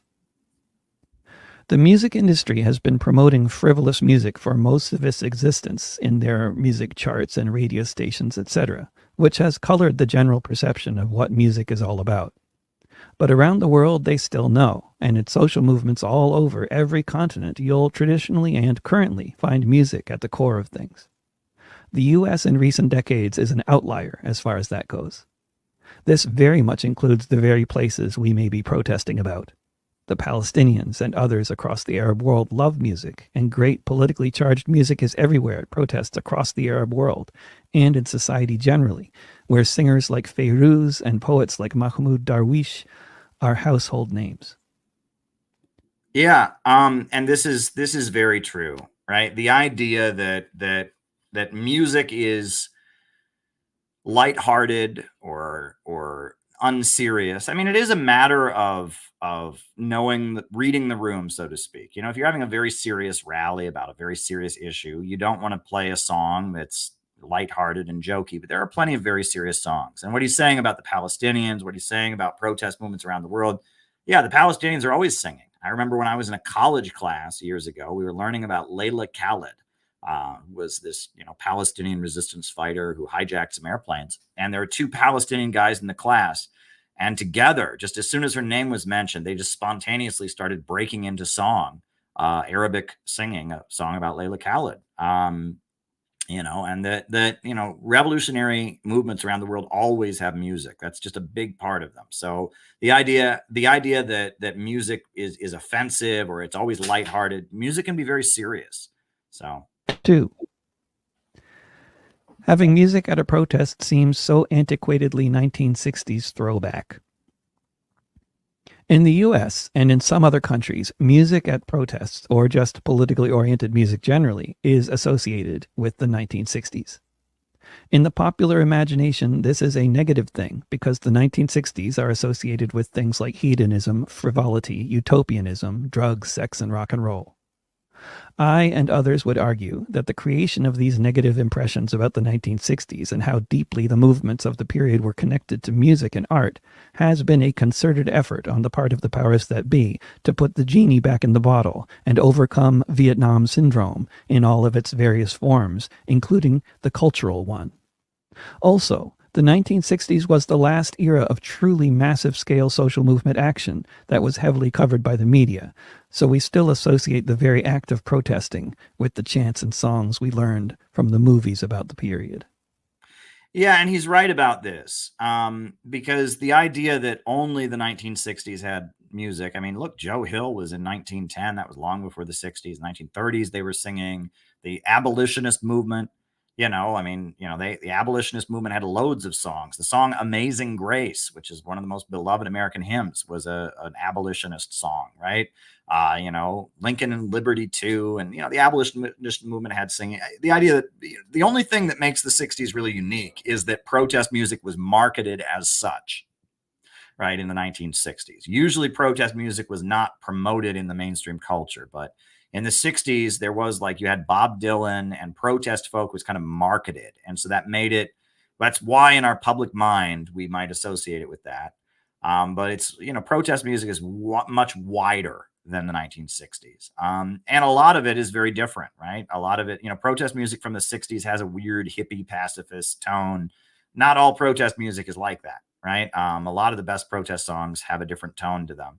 Another thing I will add is that there is a lot of cultural propaganda about the 60s. I remember so many times at Occupy Wall Street or other protests I was at, people would start having the violence argument about whether violence is ever justified. And they weren't really having an argument. They were reciting a scene from their favorite TV movie about Martin Luther King or about the 60s. And it was obnoxious to hear. It was really, really obnoxious to hear because it wasn't a real argument. People would say things, no, there's so many movies about the 60s in which there's there's a bunch of hippie pacifists that are all good. And then there's one guy who wants to be violent, and they're all just like, no, don't do it. Don't be as bad as the other guys, turn an eye for an eye. And it's just it's just stupid. I mean, I am in favor of a peaceful transition to socialism. I do not advocate violence, but the argument about violence that we see in movies about the 60s is stupid. It's really, really stupid. And there's a movie called Across the Universe that came out during the early Obama administration. It was horrendous. It was utterly horrendous. And it made the way that it portrayed political activism and the way it portrayed stuff was just utterly ridiculous. And there's a TV miniseries called The 60s. I think it was on television in the 90s at some point. I remember I watched that, and it was so bad, right? And it's got the Weather Underground in it, and someone gets blown up. And the way that kind of debate is portrayed and the way activism is portrayed in movies is always so stupid. And when I see people in real activist scenarios acting out what they saw in their favorite movie, I mean, Forrest Gump is a great example, right? Forrest Gump, right? I mean, it's a good movie in a lot of ways, but the way it portrays the 60s is ridiculous, right? I mean, and when people, there's been a huge effort to kind of rewrite the 1960s political movement in the minds of Americans. There was a lot wrong with it, right? The New Left sucked, right? The New Left sucked, and it was very much controlled by American intelligence. And, I am the biggest critic of the New Left. I'm in favor of 1930s populism, anti-imperialism, out of the movement to the masses, but, that said, the Hollywood history of the 1960s that you see in Forrest Gump or you see in Across the Universe and all that is so bad and cheesy. I can understand why people would cringe if they thought people were going to pretend to be that. Right? If they thought people were going to pretend to be Jenny, why are you singing? Why are you singing? We shall overcome, Jenny. We should go back to Alabama, Jenny. I mean, if you thought someone was going to do that in real life, you would be annoyed. And I have genuinely been annoyed when I hear the violence debate happen. Right? And I'm just telling you, this is just my word of advice. If you're ever somewhere, especially if you're at a protest with a bunch of leftists and somebody starts saying, I believe in nonviolence, shut up. Just let them say that. Don't get into an argument about self-defense. Just don't. Because yes, I do believe in the right of armed self-defense. I do believe that the Black Panthers had the right to have their armed patrols to protect their communities from police brutality. I do believe that the labor unions that were being killed by company thugs had the right to carry their firearms on the picket line, practice their Second Amendment right to bear arms. But don't have that argument with a hippie. Just don't. Just don't. Right? If you're around a bunch of hippies and they start with, I don't believe in violence, man, just shut up. At that point, just shut up. Just let them do their thing. Right. And that is a classic way that they can isolate more radical elements as they start the violence debate, because no one wants to be for violence. I'm not for violence.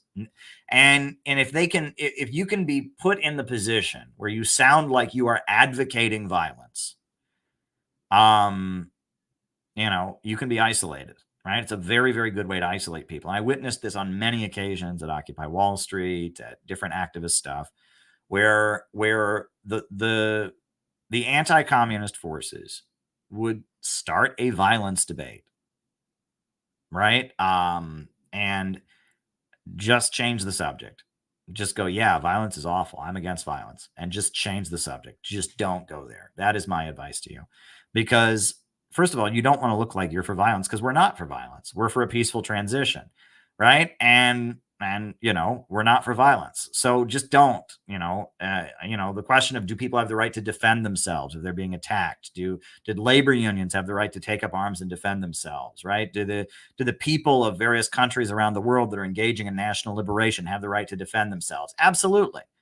But just don't have that argument. Just never have the argument.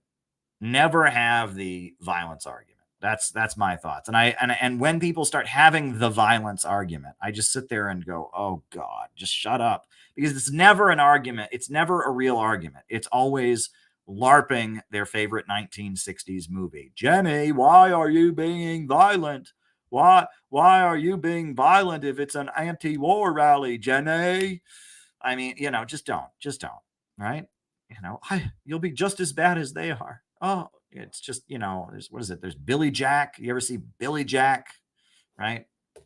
There was a movie, I think it was made in the 60s, actually. I think it was before Hollywood was rewriting the 60s. During the 60s, there was an awful movie called Billy Jack. You ever see Billy Jack?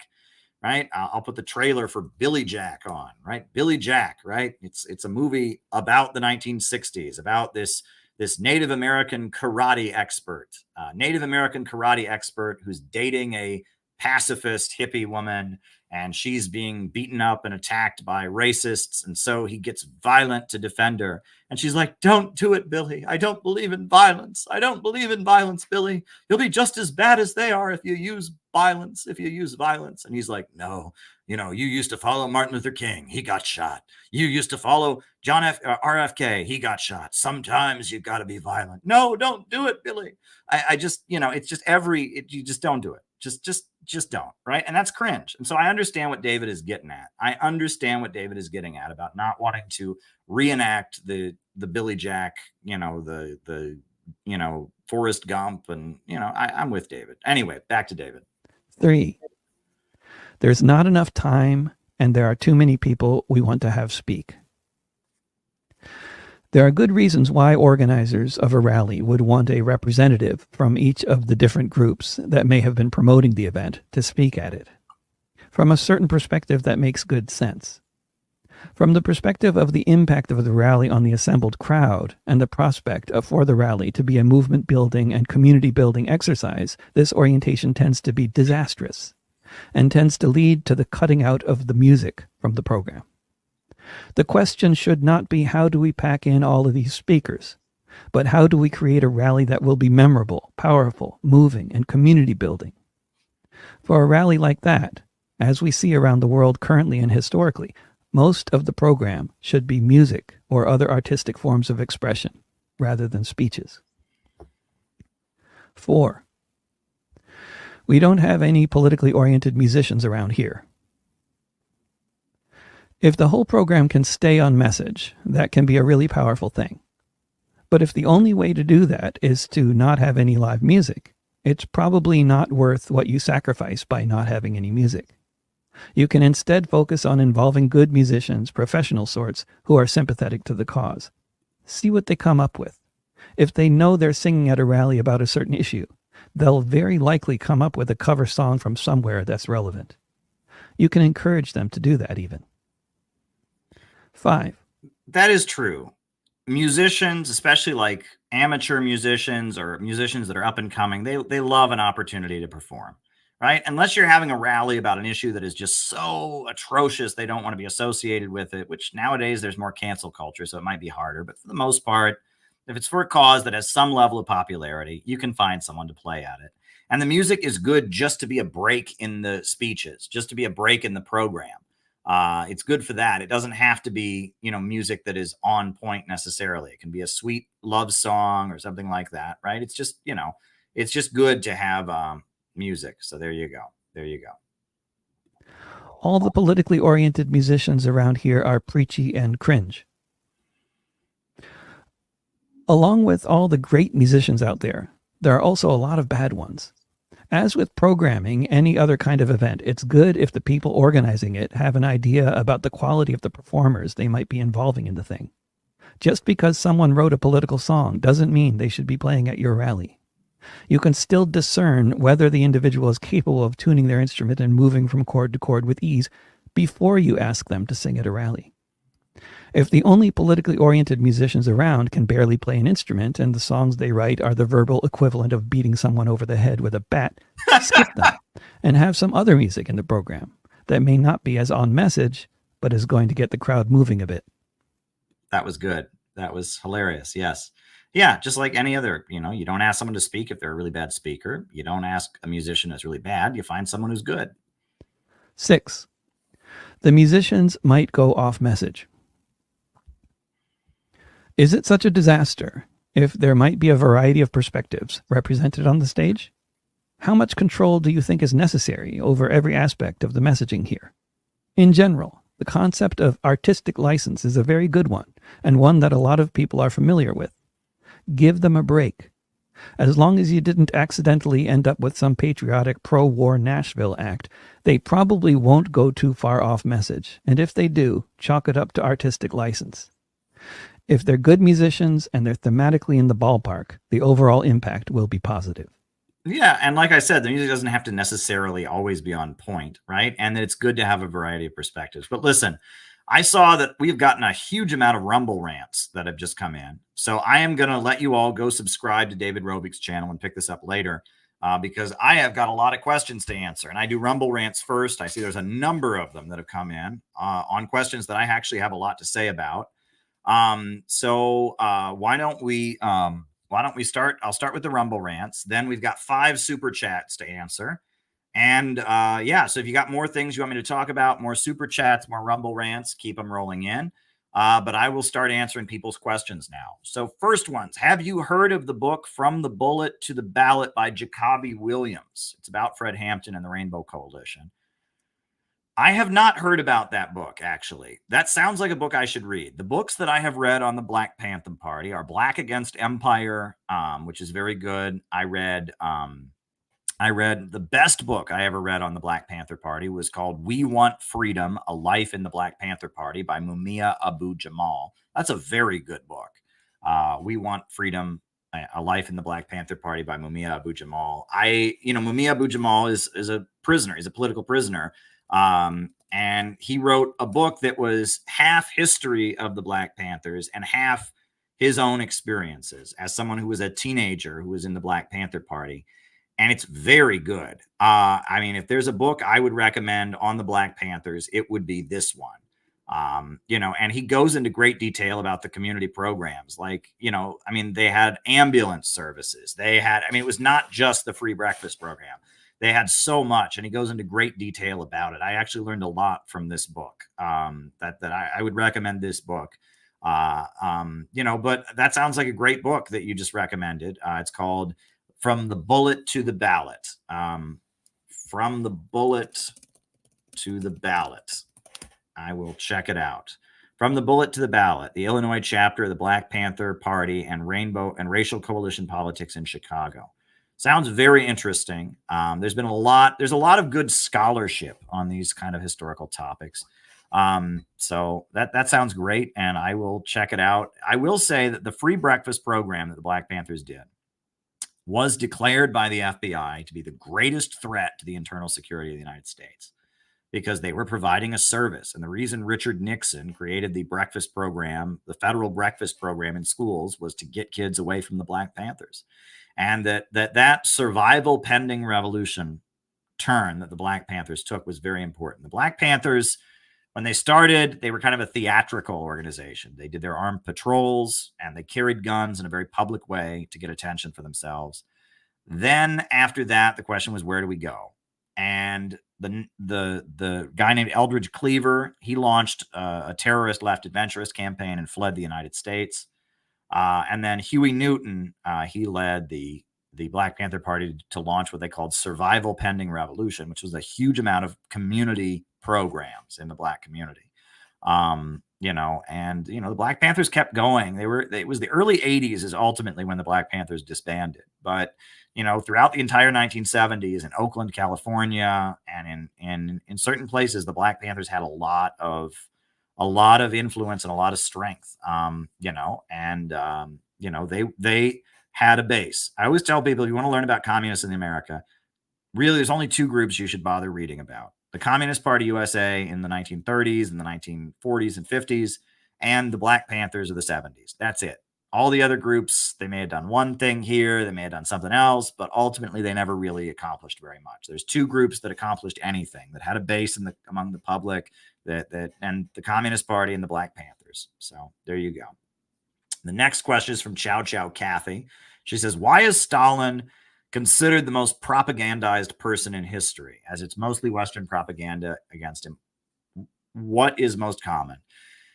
Well, Chow Chow Kathy, I think that, Stalin, it's really hard for people to understand, right? The more you investigate the life of Stalin and the more you investigate world history, the amount of impact that Stalin had on your life is not small, right?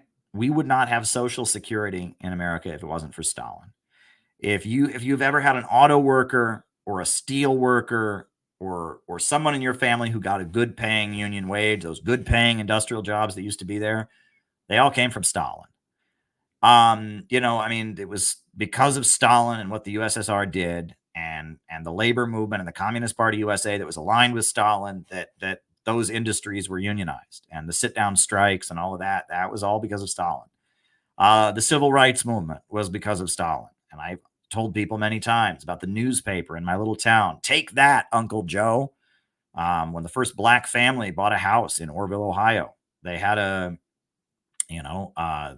article in my local newspaper. Take that, Uncle Joe. And they had a quote from Stalin about how America was a racist country. Clearly it wasn't, because we let a Black family get their house. Like the defeat of Hitler, the invention of space travel. It's like the amount of impact that Stalin had on world history is massive, right? And it wasn't all one man, but Stalin was this dynamic figure. He was the leader of the Soviet Union during the 1930s, during the 1920s, 30s, 40s, and 50s. He was the leader of the Soviet Union, and he greatly transformed that country, and he greatly transformed and impacted world events. So, he was the center of global anti-imperialism. He supported Black people in their struggle. He supported labor unions around the world. He led the Soviet Union. He backed, and he's responsible largely for the Chinese Revolution happening. He gave backing to Mao. He led Eastern European countries to have communist revolutions. He enabled Yugoslavia to have a communist revolution. And if you look at the way the world was at the time of Stalin's death, with communism, I think at that point was 2/3 of humanity. Like, Stalin accomplished an awful lot. So if the imperialist system is going to take somebody to demonize, he would be the one to demonize, right? And that since his death, the communist movement, has fractured, gotten confused. You eventually had the fall of the Soviet Union, and not that Stalin didn't do anything wrong, and not that there weren't necessary adjustments and corrections, but Stalin was, the movement that Stalin built is the global communist movement, right? And that it's easy to forget that because the Soviet Union tried to cover that up. They de-Stalinized and they took down all the pictures of Stalin and all of that. And the communist groups in the Western countries have largely denounced Stalin. And actually, we forget that. You know, we don't know that like we should, right? The Communist Party USA, they kind of try to obscure how much they loved Stalin, right? And you know, there's the Soviet Union after Stalin's death, when Khrushchev gave his secret speech, they kind of wiped Stalin's image out of everything, and that we don't realize how important and impactful Stalin was. But the more you look into world history, Stalin, he became the leader of the Soviet Union in like 1926, and he died in 1953. From 1926 to 1953, communism was a huge global movement that had a really dramatic impact on world events, and he was the leader of it. So that right there tells you, I mean, that's why he's so smeared and lied about, and that's why he's the target, because he was the guy who did it. And I think people don't realize that. So there you go. That's my thoughts on that. Why wouldn't communism be against the Fed? They're a corporation. I don't exactly know what you're getting at, Hempcar, but one thing that I will say, the Federal Reserve is a private company, right? Where it's a private company that prints our money, and for every dollar that is printed, we get into debt. And I have seen, and this is, again, I'm going to go to a libertarian event pretty soon, so I gotta learn to not get angry about this, but I have seen so many libertarians try to claim, did you know that the Fed is the fifth plank of the Communist Manifesto? No, it's not. The Federal Reserve is not a national bank. It is not the centralization of credit in the hands of the state. It is a private company that prints our money and is set up to bail out Wall Street. And it is utterly infuriating to me. I see this over and over again. Didn't you know that the Federal Reserve is communist? No, it's not. No, it's not. How is it communist to privatize something? The U.S. Constitution says only the federal government of the United States can print money. That is one of the rules in the U.S. Constitution. Nobody else can print money. No state can have its own currency. Only the federal government can print money. And then they created the Federal Reserve, and they set up a private company to make money by printing our money. Now, tell me how that's communist in any way. You're taking a government service, right? That would be like privatizing the post office or privatizing the military, which a lot of libertarians want to do. How is privatizing the printing of our money communist or socialist? It's beyond me. I am for a real national bank. The centralization of credit in the hands of the state to strategically lend money in order to stimulate the economy, to make sure we have economic growth, that would be a great thing. That is not what the Federal Reserve does. The Federal Reserve bails out Wall Street and is set up there to pump money in and out of the economy in order to stabilize big banks. The board, it's a private corporation set up by the government. The board of the Federal Reserve is all the big bankers. The head of the Federal Reserve is appointed by Congress, but it is a private for-profit entity that makes money for big bankers whilst trying to stabilize capitalism. It was created on Jekyll Island by J.P. Morgan and a lot of the wealthiest capitalists. It's not communist in any conceivable way. And, that's part of the, and this is the thing. It's like there's an element, and there's an element of truth in the John Bircher kind of narrative, right? Where they talk about how the ultra rich are wanting a more tightly controlled capitalism to stabilize things, but they're not communists. Right. And that the ultra rich tend to be liberals. Right. And that it's, and that they crush the lower levels of capital, and they want to stabilize capitalism, and they want to implement degrowth. That's all true, but they're not communists. And it has nothing to do with what the communist countries are doing.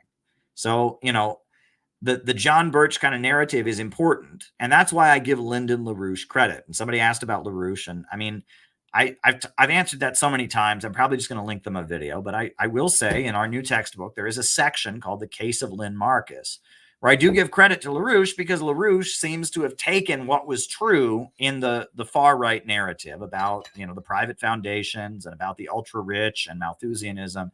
He took that narrative and merged it with genuine Marxism, as he saw the left kind of losing its way and being controlled by foundations. And I give LaRouche credit for that. He does deserve credit for that. LaRouche may have been wrong on a lot of points, but the fact that he was able to take the truth out of the far right narrative and use it to explain what was wrong with leftism and develop kind of a synthesis that has led his organization in the aftermath of his passing to align with China and align with Russia. And there's a lot of good things he did. So there you go. There you go. Okay, next Rumble rant. It's kind of a similar thing. Many right-wingers claim that the American media, New York Times, supported the Bolshevik Revolution, and that's bullshit, right? And I'm sorry, I've done the research, right?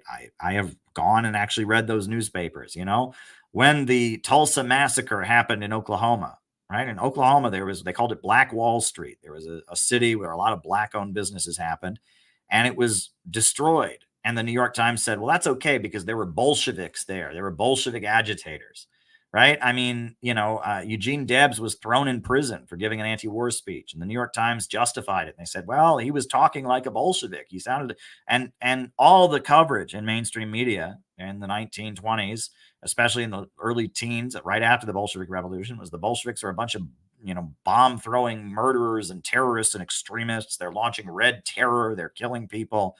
Yeah, I mean, there was nothing but demonization, right? Now, later, as the Soviet Union emerged in the early 1930s, you had Walter Duranty, who was very critical of the Soviet Union, but he admired their economic achievements. And they've tried to take his Pulitzer Prize away from him many times, but they can't take it away because he didn't do anything wrong. There's no evidence of him doing anything wrong. He just wasn't an anti-communist. Walter Duranty, he was an anti-communist. He just wasn't sufficiently anti-communist. Walter Duranty, he was just this New York Times reporter who called Stalin a czar, was very racist, called Stalin Asiatic and all kinds of things, but he wasn't, he didn't accuse them of committing genocide against the Ukrainians and all of that. And they've never been willing to take his Pulitzer Prize away because he didn't, what did he do wrong? And it's like, there was a lot of anti-communism in American media, but it's never enough for the far right. Right. And this is one thing I see is that there's on the far right, they will one person said something good about Karl Marx and how dare that, it's like, this is the game that they play, right? If anyone who admits that there might be anything possibly true about Marxism, well, that proves they play this guilt by association game. It's like communism. Everything is premised on the concept that communism is the most pure evil that ever existed. And so then they just play this game of, well, this person is not sufficient. This person said they're against communism, but then they called for free healthcare. So they might actually, and it's stupid. And that's what far right politics in America has become. I think there's a book that someone recommended to me once. No, I'll give you a real answer. Hold on. That was just kind of, but I'll give you a real answer. Hold on. When I get to your question, I'll give you a real answer. OG Darko, I'll give you a real answer, but that was just me kind of prematurely answering it. But a lot of far right politics is just premised on that if anyone admits anything good about the Soviet Union, if anyone admits anything that Karl Marx did or was right about, if anyone says anything good about communism, they're therefore part of the evil conspiracy. And that's a ridiculous way of thinking. So those are the Rumble rants, I think, unless there's more. No, those are the Rumble rants. Okay, so now we'll do the super chats, which I can put on the screen. Hassan discussed the crisis of trans hypno porno. Chase, so when I talked about Steve Hassan, I noticed that some of the people in the Breadtube universe that attacked me were defending Steve Hassan, and then they found out that Steve Hassan has been very critical of the transgender stuff in the past. And that's interesting. And I've noticed that Steve Hassan is a little bit defensive about that because he's a liberal, and the liberals are now in this pro-LGBT woke mode. And he's backed away from that. But when the transgender thing was getting started, he said some stuff, and then he apologized and he backed away from it really fast. He does say he doesn't like cancel culture. And I think that he wants to be able to have influence among conservatives, and that gives him a little bit of credibility. But yeah, Steve Hassan was critical of the trans thing when it started. And I noticed that Sophie from Mars and others, at first they were defending Steve Hassan. And then what Steve Hassan had said about the trans thing got some attention. And then they had to protect themselves. And it's all ridiculous. And it's just all ridiculous. After January 6th, Steve Hassan went on CNN and said that the whole country needed to be deprogrammed from Trump. I mean, that tells you a lot right there. And that, anyway, there we go. Thoughts on people like Anne Applebaum and Timothy Snyder, who write anti-communist propaganda masquerading as history while enabling the atrocities of the Ukrainian fascists? Well, Timothy Snyder is just a complete clown. And I recommend, the great book by Dr. Grover Furr, Blood Lies, which debunks his book, Bloodlands, point by point, and just shows how, Timothy Snyder is a Nazi apologist. I mean, he writes books about how, well, the Nazis were bad. They weren't anywhere as near as bad as those communists. And that's what he's made his career doing. And the fact that he is respected in the field of Russian studies is embarrassing. And that he just bluffs and lies. His sources don't say what he says they say. He intentionally misrepresents what's in the Soviet archives. He's so determined to push an anti-Russian, anti-Soviet narrative. It's embarrassing. And, Grover Furr has done a great amount to debunk him. I thought it was great that people went and disrupted his class. I thought that was great. The RCP, they didn't do it the way I would have done it, but I didn't do it now, did I? Somebody else did. So, they did it. And so they're the ones that got to decide how to do it. Timothy Snyder is the worst. And the fact that he is the head of Russian studies at Yale, that tells you that going to an Ivy League school does not mean you're the smartest person, right? Ivy League schools are full of very, very dumb, very, very brainwashed people. And the idea, it's at Yale. No, it's not. Like Timothy Snyder, right, is just a professional anti-communist, right? He's not a respectable historian, right? That's my opinion. All righty. Please talk about the Powell memo, a real conspiracy. Well, that's something that Noam Chomsky has talked a lot about. That's brought up by a lot of liberals now. And it was just basically an effort in the late 70s. There were a number of business groups that decided they wanted to push free market policies. They wanted to defeat the power of labor unions. And they came together and they decided that they were going to mobilize an effort to implement what they call austerity. To weaken the power of labor unions, to roll back the welfare state, and to implement libertarian economic policies, right? And, they've been doing it. And that's the thing. If you look at the United States as we live under it, this is the most free market society of any Western country. Every single Western country, every other industrialized country in the world has universal health care. To some degree, they either have universal health insurance or they have a national healthcare service. We don't in the United States. Well, that's communism. We can't have that. So shouldn't our healthcare be way better? Oh, but it's not. In fact, our living standards are worse and we spend way more on healthcare. That doesn't make any sense, right? I grew up in the 90s. My parents and others, they said, if we have national healthcare, everyone's going to die. We were told that people in Britain were dying because they couldn't get surgery on time and all that. That was bullshit. We were all sold a bill of goods. People are fleeing Canada because they just can't get the healthcare. Bullshit, right? People in France aren't like, oh my God, we didn't get the healthcare. The government run healthcare. We're going to die. It's all bullshit, right? The idea that if the government runs the hospitals or if the government just provides the insurance to pay the hospitals, which is what they do in Canada, everyone dies. That's just ridiculous, but that's what we were told, right? Public education. We've been making public education in the USA more and more private as the years go by. It's just gotten more and more private. Schools for profit, charter schools. They take aspects of education and privatize them. And has education in the USA improved as a result? No, it has not. Now, does that mean there's not issues with teachers' unions and stuff? Sure, there's issues with how public education is implemented in the United States. But the idea that if we just privatize more schools, charter schools, schools for profit, school choice, school voucher programs, we've done so much of that in America. And if that was going to make education better, it would have done that by now. And it has not done that, right? So school choice, all of that has only made things worse.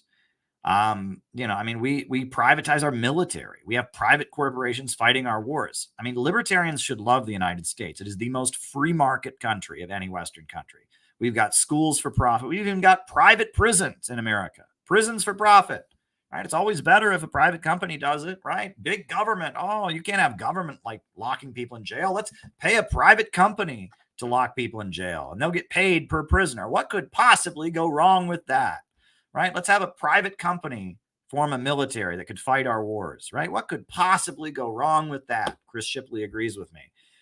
I mean, this is, the USA is the most libertarian free market economy of any Western country. And the result has been disastrous.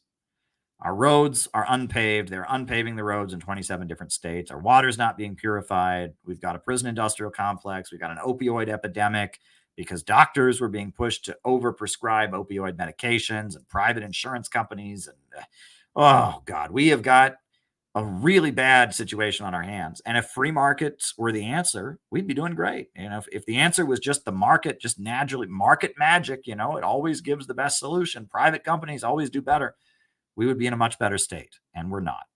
And we are not. So the Powell memo has largely played out, right? Corporations said they wanted to privatize public services, etc. And there you go. So thank you for bringing that up, Mariah.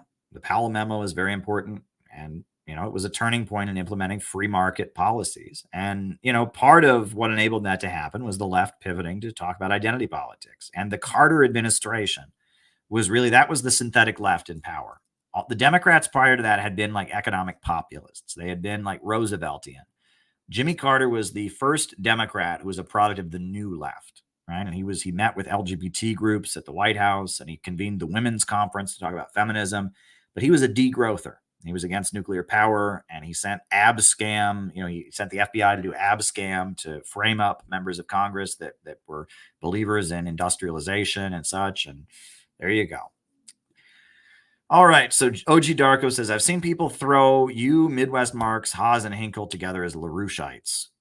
I mean, first of all, I've interacted with various people over the years, but I'm not working with any of those people right now. So don't, we're not in the same category at all. And, I'm not going to say more about them, but, but the other thing is that, I have never been a member of the LaRouche group or any LaRouche aligned organization.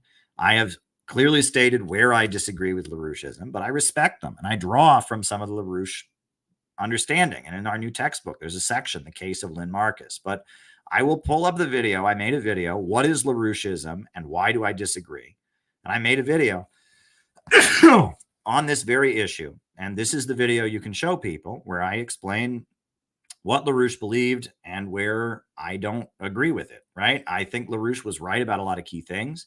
And I did for a while have a relationship with him. I was friends with Daniel Burke and other people. And I hope that at some point we can cooperate again around supporting Russia and China or whatever, but they don't want to work with me at this point, and nothing I can do about that. And, whatever. So this is my video on LaRoucheism, right? So I will put the link in the chat. And if you want to know where I disagree with LaRouche or whatever, there it is, my video on LaRoucheism. And that's on my other channel, right? I have a second YouTube channel. If I put everything on this channel, the notifications would be all screwed up and no one would ever watch. So I have another YouTube channel called Caleb Maupin Videos. And I've been posting some of the events from Vermont on there. I posted the religion class just most recently. So, if you want to, keep up with what I do, I recommend you go and subscribe to Caleb Maupin Videos. And I will link that YouTube channel in the chat. Go and subscribe to this other YouTube channel where I put supplementary material. Like I put the songs that I sing, I put them on this other YouTube channel, Caleb Maupin Videos. I put the songs that I sing on or that we play on here. I don't sing them, but we play them on here. I put that on there. I put, different stuff. I've been putting stuff from the Vermont retreat on there. This is the other YouTube channel I have because I produce a lot of content, folks. I mean, I do, right? And so if I were to just post it all on here, the notifications wouldn't work. So there we go. Go subscribe to Caleb Maupin Videos. And one of the videos on there is my video about LaRouche and where I agree and where I disagree. So there we go. All right. Brother, Can You Spare a Dime lyricist was McCarthyite. Well, that's a good song. Right? Brother, Can You Spare a Dime? It's a song about the Great Depression. Right? And the guy who wrote the lyrics, right? Who wrote the lyrics to that song? Brother, Can You Spare a Dime? It's just a popular song from the Great Depression. It's about World War I and, you know, and being homeless during the 1930s, right? And it's kind of a sad song about being homeless. The lyrics were written by E.Y. Harburg. Okay. E.Y. Harburg, and it says he was McCarthy'd, right? Well, I mean, it's not surprising. It is kind of a leftist song, right? E.Y. Harburg, American popular song lyricist Edgar Yipsel Harburg, right? He wrote Somewhere Over the Rainbow. I didn't know that. He wrote the lyrics to Somewhere Over the Rainbow from Wizard of Oz. That's pretty neat. He was an Orthodox Jew from Russia. He joined the Socialist Party, and his middle name Yipsel was after the Young People's Socialist League. I thought that's what it was. When I heard that, I knew that that's what the Socialist Party youth group back in the day was called, Yipsel, Young People's Socialist League, and he was a member of. His middle name was Yipsel after the Yipsels. That's hilarious. Right? Edgar Yipsel Harburg. Right? And there you go. And he was an atheist, I guess. He grew up as an Orthodox Jew, but he was an atheist. He was never a member of the Communist Party, but he was blacklisted. You know, interesting history. Yip Harburg. He went by Yip Harburg was his name. And here's his Wikipedia page. Yip Harburg. That's interesting. Not surprising that he was blacklisted. And not surprising that if you listen to the lyrics, I'll put it on, right? That's one thing we do on here. Brother, Can You Spare a Dime is kind of a sad song, but we'll put it on. It has a lot about World War I and stuff like that.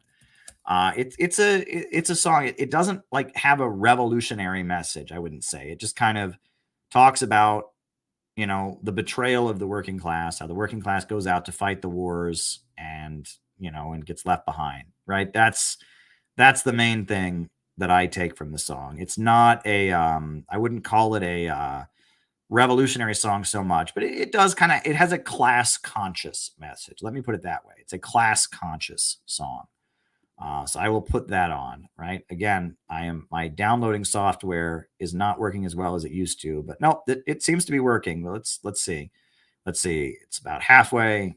It's not going as fast as I would hope. Just watching Brother, Can You Spare a Dime, a video of it that I can show. I obviously can't play the version by Bing Crosby because that'll be copyrighted, but you know, some folk singers singing it I can probably show on here. It's a good song. It's a song you should know. It was a very popular song during the 1930s about the Great Depression. It was a class struggle song, right? So yeah, Brother, Can You Spare a Dime? Brother, Can You Spare a Dime? And it started downloading and then it froze, and I don't know what's going on. Hopefully it continues. But yeah, I'm just hoping I can put that song on for you all. But I guess, yeah, Chris Shipley, thank you. If anyone has any other super chats or Rumble rants, they got something they want me to talk about, send it on in. I'll probably show Brother, Can You Spare a Dime before I end the stream at least. And I've still got some time in me. I'm starting to fade a little bit. It's getting late, but I got, I don't know why. Very annoying. So I'm going to try to download the song one more time. I don't know why it's giving me technical difficulties here, but I'll overwrite it. All right.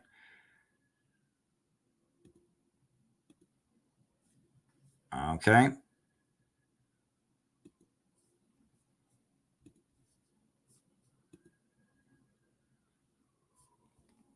Yeah. No, I think it was Al Jolson. Someone did it before Bing. Yeah, it was Al Jolson who made it famous. It was just a 1930s. It's one of those greatest generation Depression era songs, right? That was just very popular. I don't know what more to say about it. I'm just trying to get a version I can play. Maybe I should, again, the software I have probably needs to be updated. I will try to get it on a web program here. Let me see if I can get it on a web program. It's one of the great things about this stream is being able to just download stuff. Okay. All right. Okay. Yeah, this will work. All right. We got a version of it we can play. All right. Here we go. This is someone named Martin Simpson singing Brother, Can You Spare a Dime, which was kind of a bummer song, but here we go.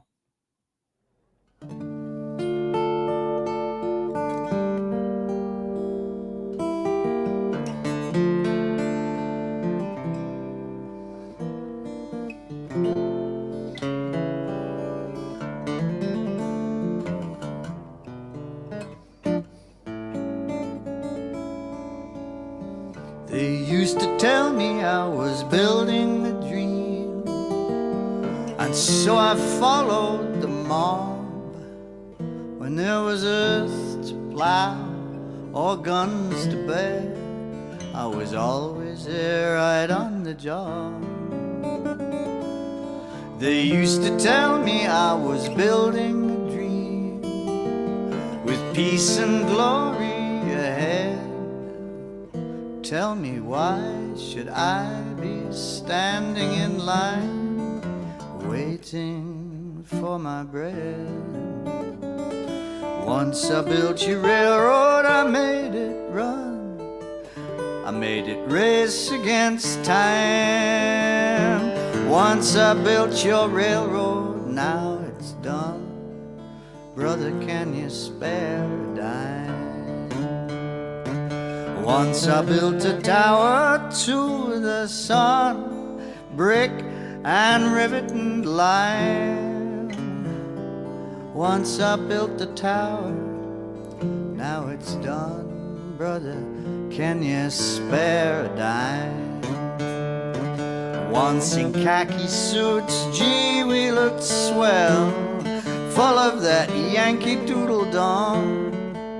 500,000 boots went slogging through hell, and I was a kid with the drum. Say, don't you remember you called me Al? It was Al all the time. Why don't you remember I'm your pal? Brother, can you spare a dime?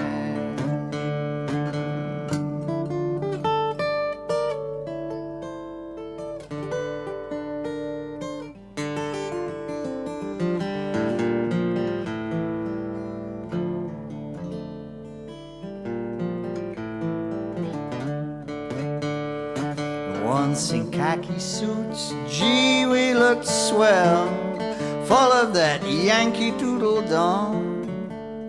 500,000 boots went slogging through hell, and I was a kid with a drum. Say, don't you remember you called me Al? It was Al all the time. Say, don't you remember I'm your pal? Brother, can you spare a dime? Yep, it's a little bit of a bummer, but yeah, that was a hit song from the Great Depression. And what it's really, yeah, give us high-speed rail. What it's really getting at, though, is that it's, it's getting at the fact, it's, the line from the song Solidarity Forever, right? We stand outcast and starving mid the wonders we have made.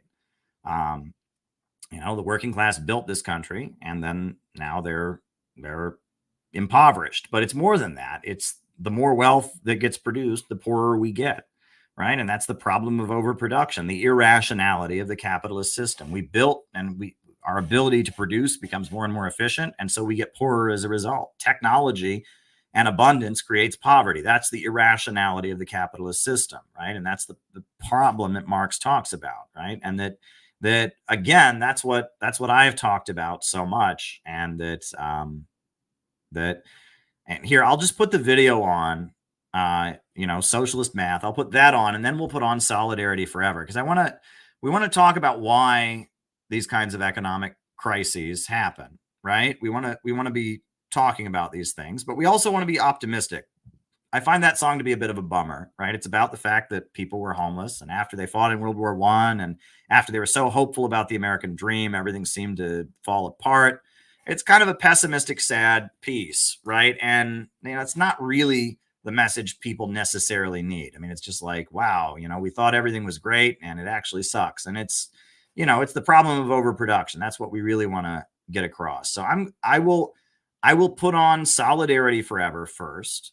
That has, it's kind of an upbeat, has that we stand out, cast and starving mid the wonders we have made. I'll put that on first, Solidarity Forever. And then from there, I'll put on the video about overproduction.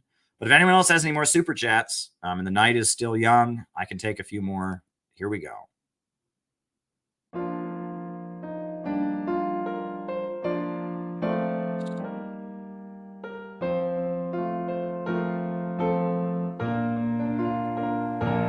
when the union's inspiration through the workers' blood shall run. There can be no power greater anywhere beneath the sun. Yet what force on earth is weaker than the feeble strength of one?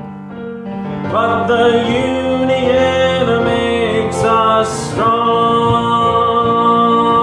Solidarity forever. Solidarity forever. Solidarity forever. For the union makes us strong. Is there aught we hold in common with the greedy parasites who would lash us into serfdom and would crush us with his might? Is there anything left to us but to organize and fight? For the union makes us strong. Solidarity forever. Solidarity forever. Solidarity forever. For the union makes us strong. It is we who plowed the prairies, built the cities where they trade, dug the mines and built the workshops, endless miles of railroad laid. Now we stand outcast and starving midst the wonders we have made. But the union makes us strong. Solidarity forever. Solidarity forever. Oh, solidarity forever. For the union makes us strong. All the world that's sown by idle drones is ours and ours alone. We have laid a wide foundation and built it skyward stone by stone. It is ours not to slave in, but to master and to own, while the union makes us strong. Solidarity forever. Oh, solidarity forever. Oh, solidarity forever. For the union makes us strong. They have taken untold millions that they've never toiled to earn, but without our brain and a muscle, not a single wheel can turn. We can break their haughty power, gain our freedom when we learn that the union makes us strong. Oh, solidarity forever. Solidarity forever. Solidarity forever. For the union makes us strong. In our hands is placed the power greater than their hoarded gold, greater than the might of armies magnified 1,000-fold. We can bring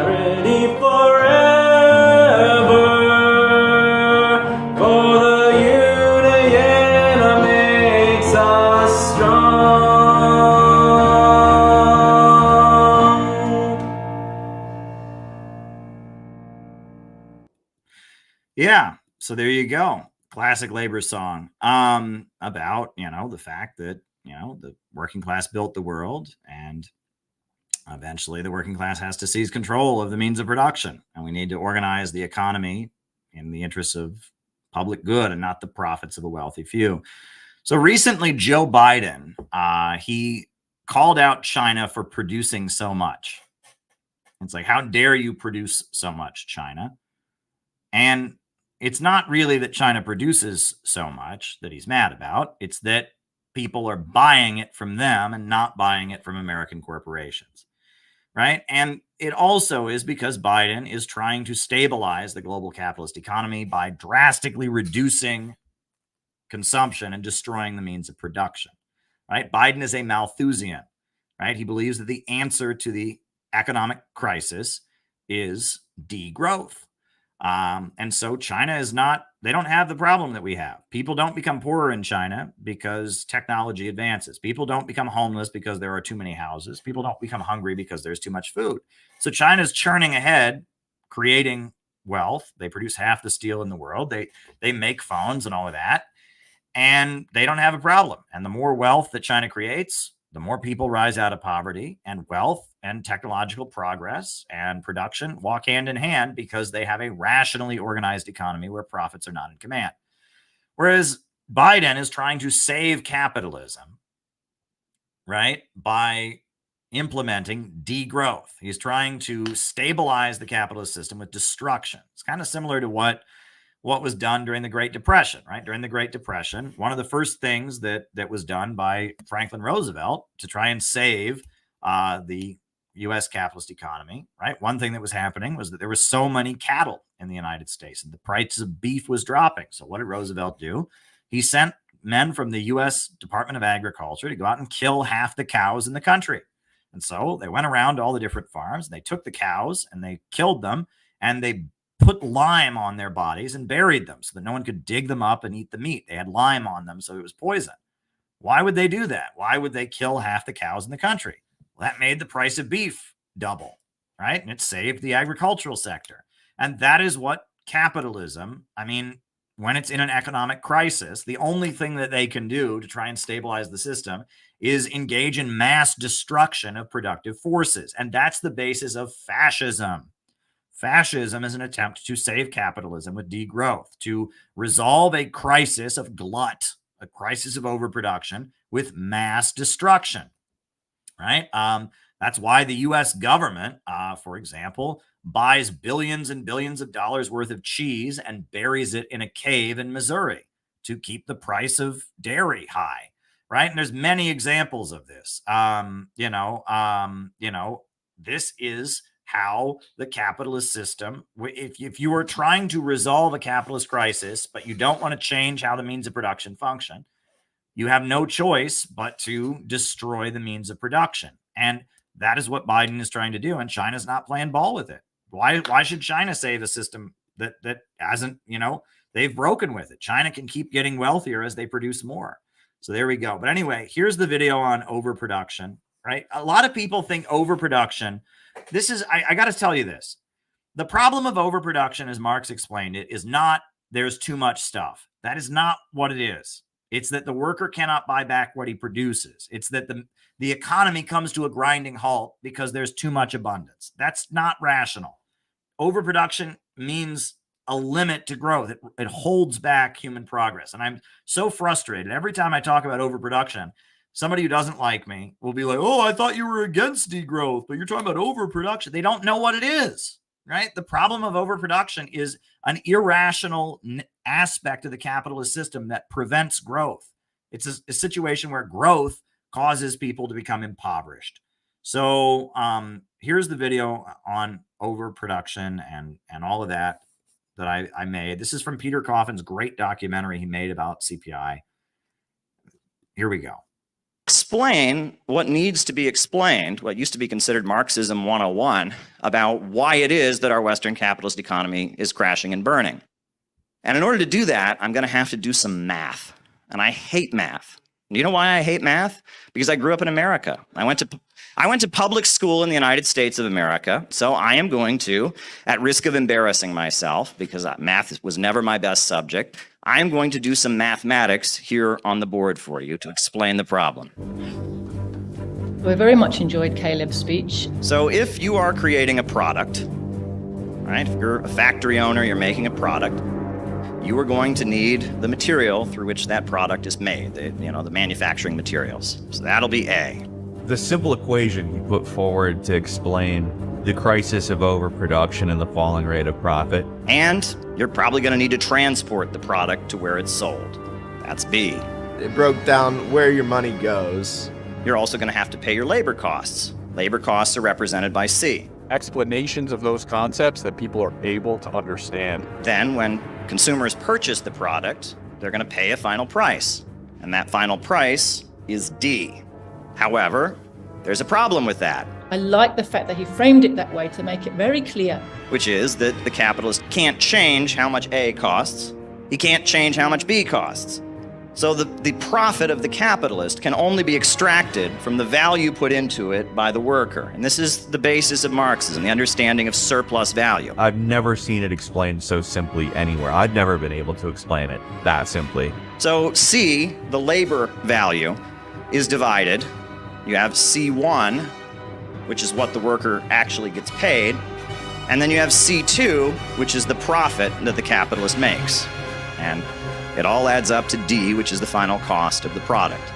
Now, the way people in the United States who talk about Marxism generally talk about this is they say, well, this is unfair. They say the worker is not getting paid the full value of his labor. But they're missing one of the most important points, which is not just that it's unfair and then people argue, well, what about the employer? He put up the money, doesn't he deserve to be? That's all a distraction. Because the important thing to understand is this. C1 is always going to be less than D. The wages paid out to the worker are never enough to buy back the product that he produces. There is always more products created than there are wages paid out to the worker. And this is the built-in problem of capitalism, the problem of overproduction. And it is always there in the capitalist economy. It never goes away. And they have invented all kinds of crazy mechanisms to try and deal with the problem of overproduction. Part of the reason that the US government has purchased billions and billions of dollars worth of cheese only to bury it in a cave in Springfield, Missouri, is to deal with this problem. It is an ongoing present problem, and it's a problem acknowledged by most capitalist economists. John Maynard Keynes said the problem was underconsumption rather than overproduction, but he was pointing to the same problem. The military-industrial complex in the United States is an effort to deal with this problem, to keep spending going. There's all kinds of mechanisms that they've invented to try and resolve this problem, but it gets worse. What is the capitalist always trying to do? He wants to maximize the amount of profit he makes. And one of the main ways they do that is with what's called labor-saving technology. Get rid of workers and replace workers with machines. As they eliminate workers from the process of production, as there's fewer and fewer workers involved, as machines take the place of workers, the role of C in production decreases. There's a little bit of a problem with that. As C goes down, C2 also goes down, right? As C decreases, C2 also decreases. And as the role of the worker in production is reduced, the rate of profit that the capitalist makes goes down. And this is called the tendency of the falling rate of profit. Only human labor creates value. And this is something that Adam Smith acknowledged. This is something some of the popes even acknowledge. Human labor creates all value. And so when you reduce the role of human labor in production, the amount of value created decreases, and the ability of the capitalist to extract surplus value also decreases. So this causes the capitalist to have to churn out even more products because he's making less and less of a profit on the overall product. He's making less and less of a percentage, so he has to churn them out. So this problem of the worker never being able to buy back what he produces and more products being created than are necessary, this problem becomes exacerbated. And this points to what is understood to be the deeply irrational nature of the capitalist system. Communism will save America. Yeah. Yeah, that's what overproduction is. It's not, oh, there's just too much stuff. It's that more wealth makes people poorer, which is not rational. People shouldn't be poorer because there's more wealth produced. More wealth should lead to more wealth in society, everyone being more prosperous. People shouldn't be poorer because there's more wealth. All right. Have you looked up the English translations of the Native American ghost dance songs that freaked out our ruling class in the 1880s and the 1890s? I've not, but I'm curious now. So what that was about, 1880s, 1890s, the Native Americans had been pretty much defeated at that point, right? They were on reservations, and they were, the Black Hills War, right? So we all know about the Battle of Little Bighorn, right? That's in a lot of old Western movies, the Battle of Little Bighorn, right? There was they called it the Black Hills War, where like the Sioux tribe had been given the Black Hills, which was this area they had been given control of. And then, they discovered gold there. So they kicked them out of there. And they didn't want to leave. And so there was what was called the Black Hills War. And it was a very, very, disgusting. I mean, it was like they'd already driven the Native Americans out of so many different places, but they'd given them one place. And then they said, oh, there might be something valuable there. You can't be there anymore. And they drove them out of there. There was the Battle of Little Bighorn, which was, Custer's last stand. I mean, that was a rare win for the Native Americans. They defeated the U.S. military. I think it was 1876. But by 1880, 1890, the Native Americans had pretty much been defeated. They were on reservations. They were very demoralized, right? But there was always this fear on the part of the white settlers that they were going to get together and,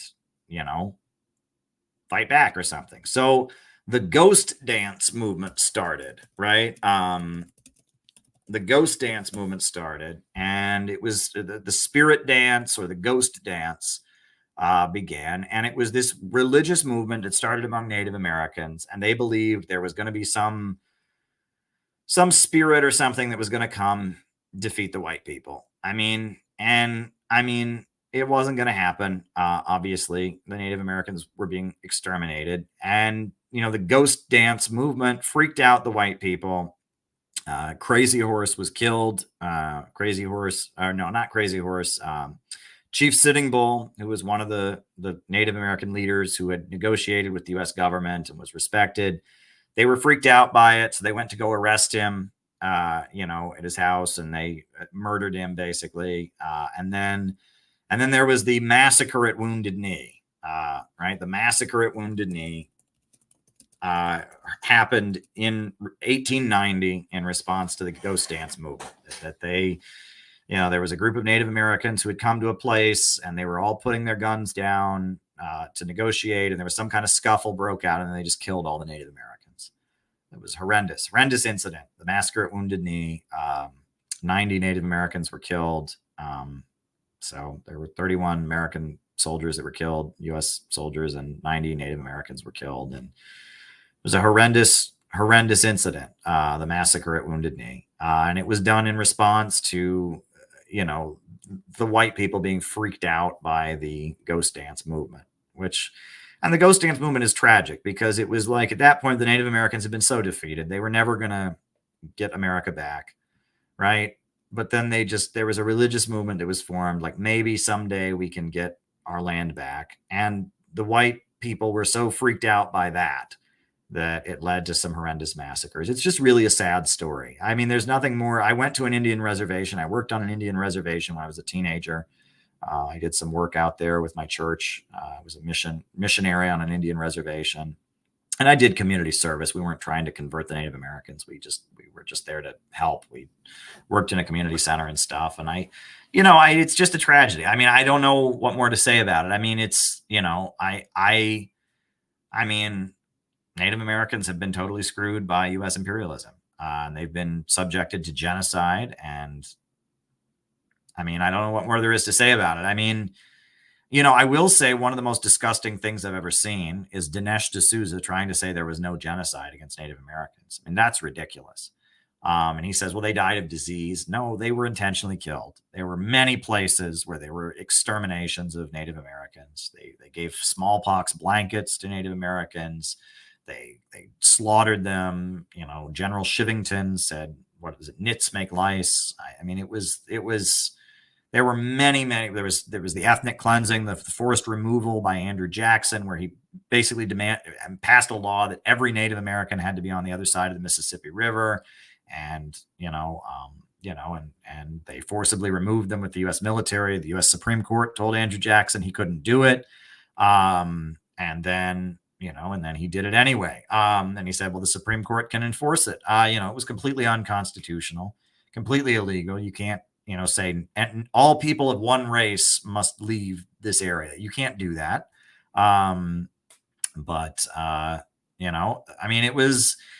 It was obviously genocide. And for Dinesh D'Souza to say, oh, well, they just died of disease. I mean, that's ridiculous, right? And it's utterly disgusting. And the fact that anyone lets him get away with that is just like, how do they, it's just shocking to me, right? So yeah, I mean, I am sensitive.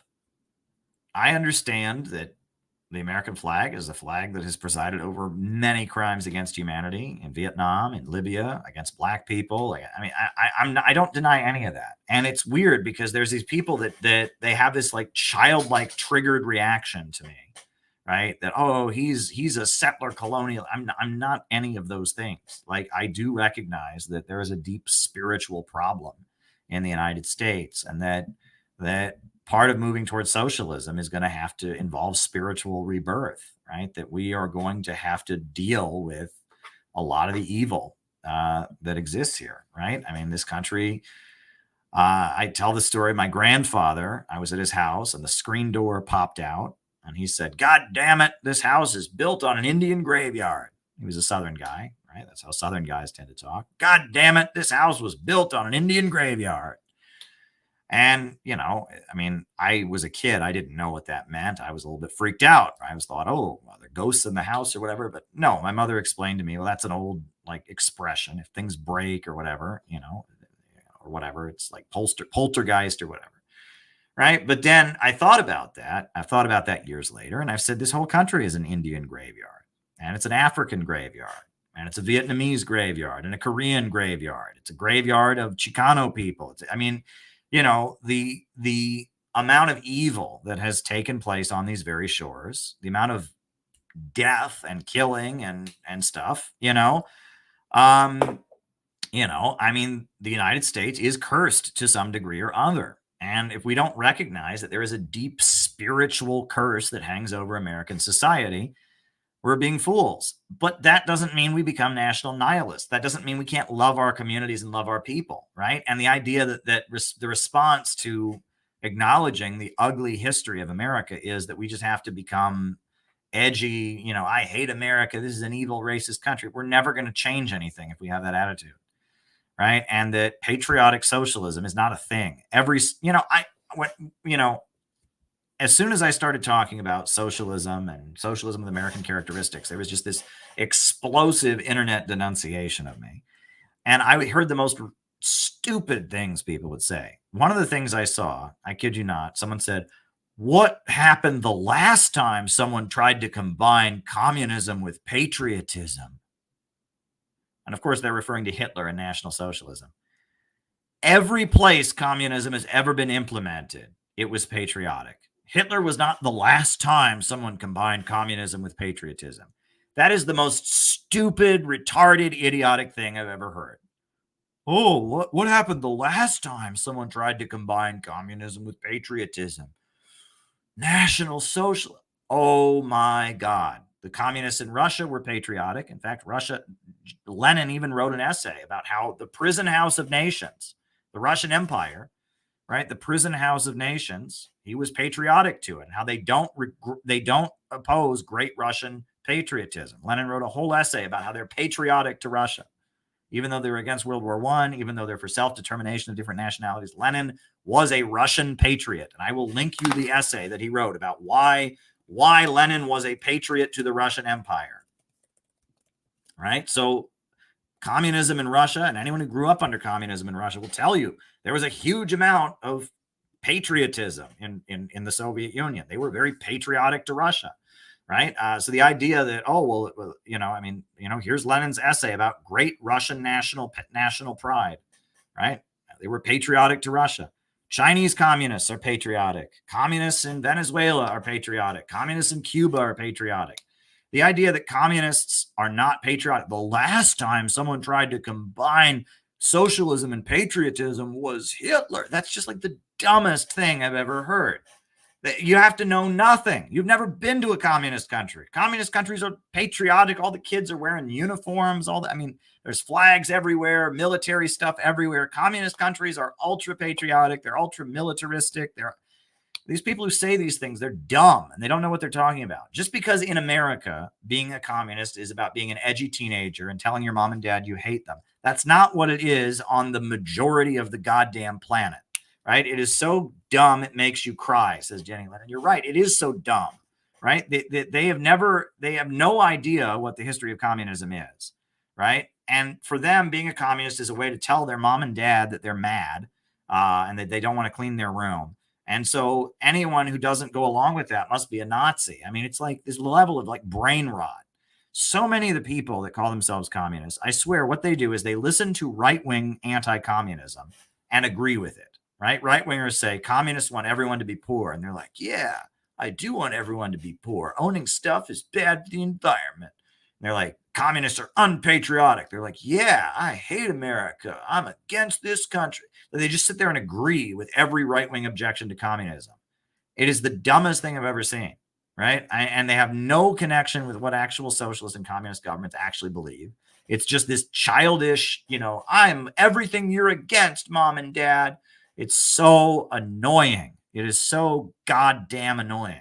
And to have people like that cancel you and try to tell you you're wrong, right? If anyone's qualified to talk about communism, it's me. My God, I was just in Russia. I was the head of the U.S. delegation to the Global Communist Youth Festival. No one is more qualified in the United States, at least, to tell you what it actually means to be a communist than me. But I've got stupid teenagers on the internet canceling me. He's actually a Nazi. I got the screenshots. It's so fucking annoying. Right? It really pisses me off. I'll just be honest. I try not to get fired up about it. I try not to look at Twitter. I go back and forth from deleting Twitter from my phone, but it's like the amount of stupid that I see online in response to, just basic stuff, right? One basic thing that is just basic. The higher stage of communism is based on vast material abundance. So you can't say abolish billionaires. Right? Because we're not against wealth. We're against exploitation. In fact, the idea of communism is to resolve the problems of capitalism so that wealth can expand. And the only way we can have full communism is if there's so much wealth that's been created in the world that inequality can fade away. And these people, they just don't want to hear that. No, wealth is bad. No, wealth is not bad. We are not against wealth. No, wealth is bad. No, we are not against wealth. No, we don't. Yeah, but the billionaires exploit people. Yes, right. That's because they're capitalists, right? We don't want to abolish wealth. We don't want to abolish billionaires. We want to abolish capitalists. We're not against the billionaires because they have a certain amount of wealth. We're against them because they acquired that wealth by making other people poor. That's why we're against it. We want everyone to be a billionaire. Back in the Middle Ages, in the age of kings and queens, having a mirror was a very, very rare thing. You take a look at those fairy tales. Mirror, mirror on the wall. Who is the fairest of them all? Why was it a big deal that Snow White's mother had a mirror on the wall? Why is it a big deal? Well, it's a big deal because back then nobody had a mirror. So if you were around in the year 1000, would you have gone around saying, abolish mirrors? We want to abolish mirrors. No. Maybe abolish royalty. Abolish the monarchy. Abolish feudalism, but don't abolish mirrors. Fight for a world where everyone can have a mirror. Why is this so hard to understand? We're not against wealth. We're against exploitation. We're against wealth being created in a way that leads to other people being poor. We're against wealth being created in a way that impoverishes people. We're for a rationally organized economy, right? And so if you say abolish billionaires, or abolish mirrors, you're opposing human progress, you're opposing wealth, you're not on the same side here, right? You know, and it's really obnoxious. It is really, really obnoxious. And these people don't know anything. How are you going to achieve the higher stage of communism if no one's allowed to be richer than people are in our time? Right? We just end all technological advancement. We end all wealth creation. We cap it on what somebody has in our time. That's not, you can't do that, right? And to have these people come at me like, oh, we know it all. We're so much smarter than, no, you're not. No, you're not. I actually understand this stuff. I've been to communist countries. I've been doing this my whole adult life. I actually understand this, right? China has created billionaires all the time and millionaires, and we want to create a society where there's vast wealth, right? And you can pretend you don't hear me. And that's what happens. These people don't listen. They pretend that they don't hear me, and they just keep repeating, I'm not defending actual billionaires under American capitalism. I'm not and they just pretend they don't hear you, and they start arguing against something you're not saying. It's obnoxious. It's really, really obnoxious, right? It's really goddamn obnoxious. So those are my thoughts on that. But anyway, yeah, the ghost dance thing was a very, very sad, tragic episode in American history. No question about it. And I mean, the massacre at Wounded Knee, and, you know, I mean, it's an example of what I think the woke people like to talk a lot about, white fragility, right? And I will say, you know, as much as I'm not a woke person, I don't think white people benefit from, well, no, let me back up. I don't think that how do I put it? Because white people do benefit from racism. They do. I almost said white people don't benefit from racism, and that's not true. They do. But I'm trying to put this in the right words. Ultimately, racism hurts all working people, right? It obviously most definitely hurts those who suffer from it, those who are discriminated against, those who have lower living conditions. But it is in the interest of the working class of all nationalities to abolish racism, including white workers, right? And that is the communist line. That has always been the communist line, right?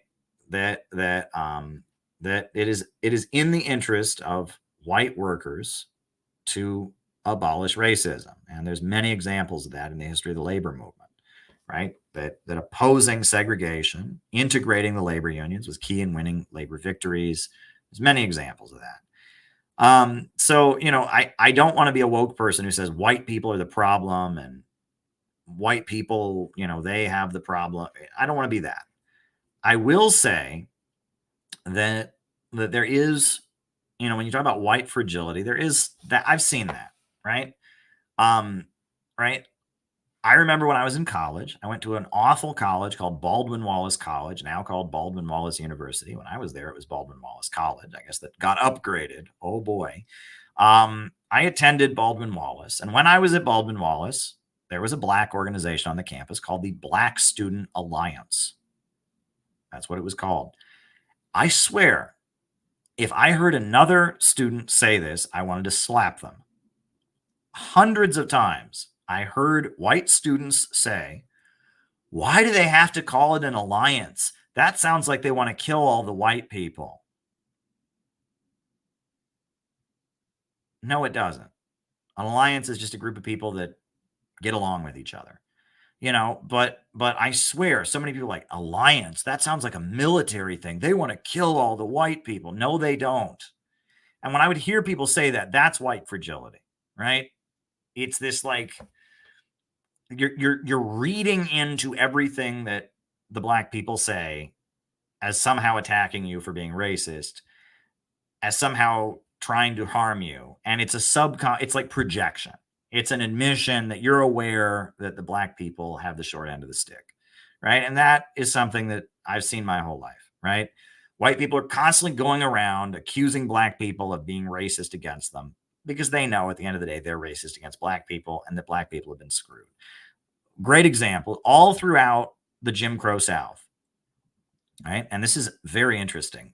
You know, nowadays the word white supremacy is widely used, but in the Jim Crow South, the press, the newspapers were constantly talking about the threat of black supremacy. right? And it was a weird thing in the 1800s, late 1800s, at the time of the Jim Crow South. The phrase black supremacy was constantly being used, in the media, right? And it was like, we have to have Jim Crow, because if not, there'll be black supremacy. I mean, there was no black supremacy. Black people couldn't even vote. Black people were second-class citizens. But there was a constant, oh my God, there's going to be black supremacy. Oh my God, black supremacy is coming. And the reason Tulsa, Oklahoma, there was a horrendous massacre of this place they called Black Wall Street, right? Which was this city in Tulsa, a majority black city. And it was firebombed. It was blown up. And what was the excuse? Well, one, they said there were Bolsheviks there, which there weren't, but that was the excuse given. And number two, black supremacy. Oh my God, there's a whole black city. The black people are going to take over and persecute us whites. Well, the black people weren't going to take over and persecute the whites. But the reason that there was a thought of that is because the white people very much knew they were persecuting the black people. And that's what, when you talk about white fragility, that's what that is. And so the ghost dance thing, it's like, were the Native Americans with their ghost dance going to get together and, force the United States back eastward? No, the Native Americans had already lost at that point, right? But the ghost dance freaked out the white people because they knew very, very well they had screwed the Native Americans, and the Native Americans were suffering. And this was some kind of movement, some kind of spiritual movement that they had, the ghost dance. And they were convinced that, oh my God, subconsciously, there was a knowledge that the Native Americans were right. The Native Americans had been screwed by the white people. And there was this fear that maybe they would call God's wrath, or maybe they would do something. And that's why they freaked out about the ghost dance. I don't know if you know this, but actually Native American religion was illegal in the United States until the 70s. There was a federal law prohibiting Native American religious ceremonies. The Supreme Court ultimately overturned it, but that's ridiculous. How can you have a law prohibiting Native American religious ceremonies? That comes out of this period, right? Look, I don't want to get into a woke thing, but we can acknowledge that a lot of the things that woke people talk about have a grain of truth in them. And that, is there a such thing as white fragility? Sure. Right. Is there, is the United States a country that's presided over a lot of killing of a lot of innocent people? Sure. Right. And do we need to reckon with these things? Sure. But does that mean we can't love our community? We can't love our people. We can't love our country? No. Does that mean we should have a message of fuck you and just become alienated, bitter, edgelord teenagers? No. Right. It just means that part of building a movement to build a new America beyond imperialism is going to be reckoning with and acknowledging these realities that do exist. That's all that we really can take from that. These are realities, the history of this country, the history of how different groups, black people, indigenous people, Chicano people, Asian Americans, the way they've been treated is something you have to acknowledge if you want to seriously organize in this country, right? And the idea that if you wave an American flag, that means you want to kill all of them is ridiculous, right? The idea that waving an American flag makes you a white supremacist is stupid. And the way woke internet people react, they just don't want to build a mass movement, right? They want to look, the Palestine movement, I will just say this, they have the majority of the public on their side. The majority of Americans think that the United States is too involved in the conflict. They want to give less support, less funding to Israel. They want an immediate ceasefire. So how is it that the Palestine movement, which represents majority opinion, has alienated so many people? Well, it's because they wrap it up in woke things, right? And it's a mistake. If they frame things the way CPI did, jobs in schools for America, not weapons for Israel, they would get majority opinion. If they waved the American flag there, they said America first, not Israel first, everyone would support them. But they wrap it up in this woke teenage edgelord stuff. And of course, they don't have the supports. That's why CPI is so important. That's why the work that we do is so important, because we're in it to win it. We're not in it to make a big mess, right? We're not trying to poop in your bed, right? Which is, I feel like that's what a lot of woke people really, that's not what they want to do. They want to poop in your bed, right? Wouldn't that be awful if somebody pooped in your bed? That would ruin your day, right? You might have to get a new bed, at least a new mattress, right? It's an awful thing to do. They just want to make a big mess. They want to poop in your bed. We're not trying to poop in your bed, right? We want to actually build a whole new country beyond imperialism, a new country where the banks and factories and industries are organized to serve public good and not the profits of a wealthy few. We want to break the United States out of imperialism and have the United States realign with the countries around the world fighting for socialism and the countries around the world that are developing, the new emerging economy, right? We want the USA to be reborn with a government of action that fights for working families. We don't want to poop in your bed. But a lot of the people that call themselves leftists, all they want to do is poop in your bed. Well, we don't want to poop in your bed. So there you go. There you go. That is my analogy for today. Anyhow, I am going to put on the closing music. It's been fun, everybody. I won't be on tomorrow because tomorrow is my 10-year wedding anniversary. Got to spend the day with the missus. But I will probably be back maybe Friday. I'll probably be on late Friday night, maybe. I don't know. I'll be back soon.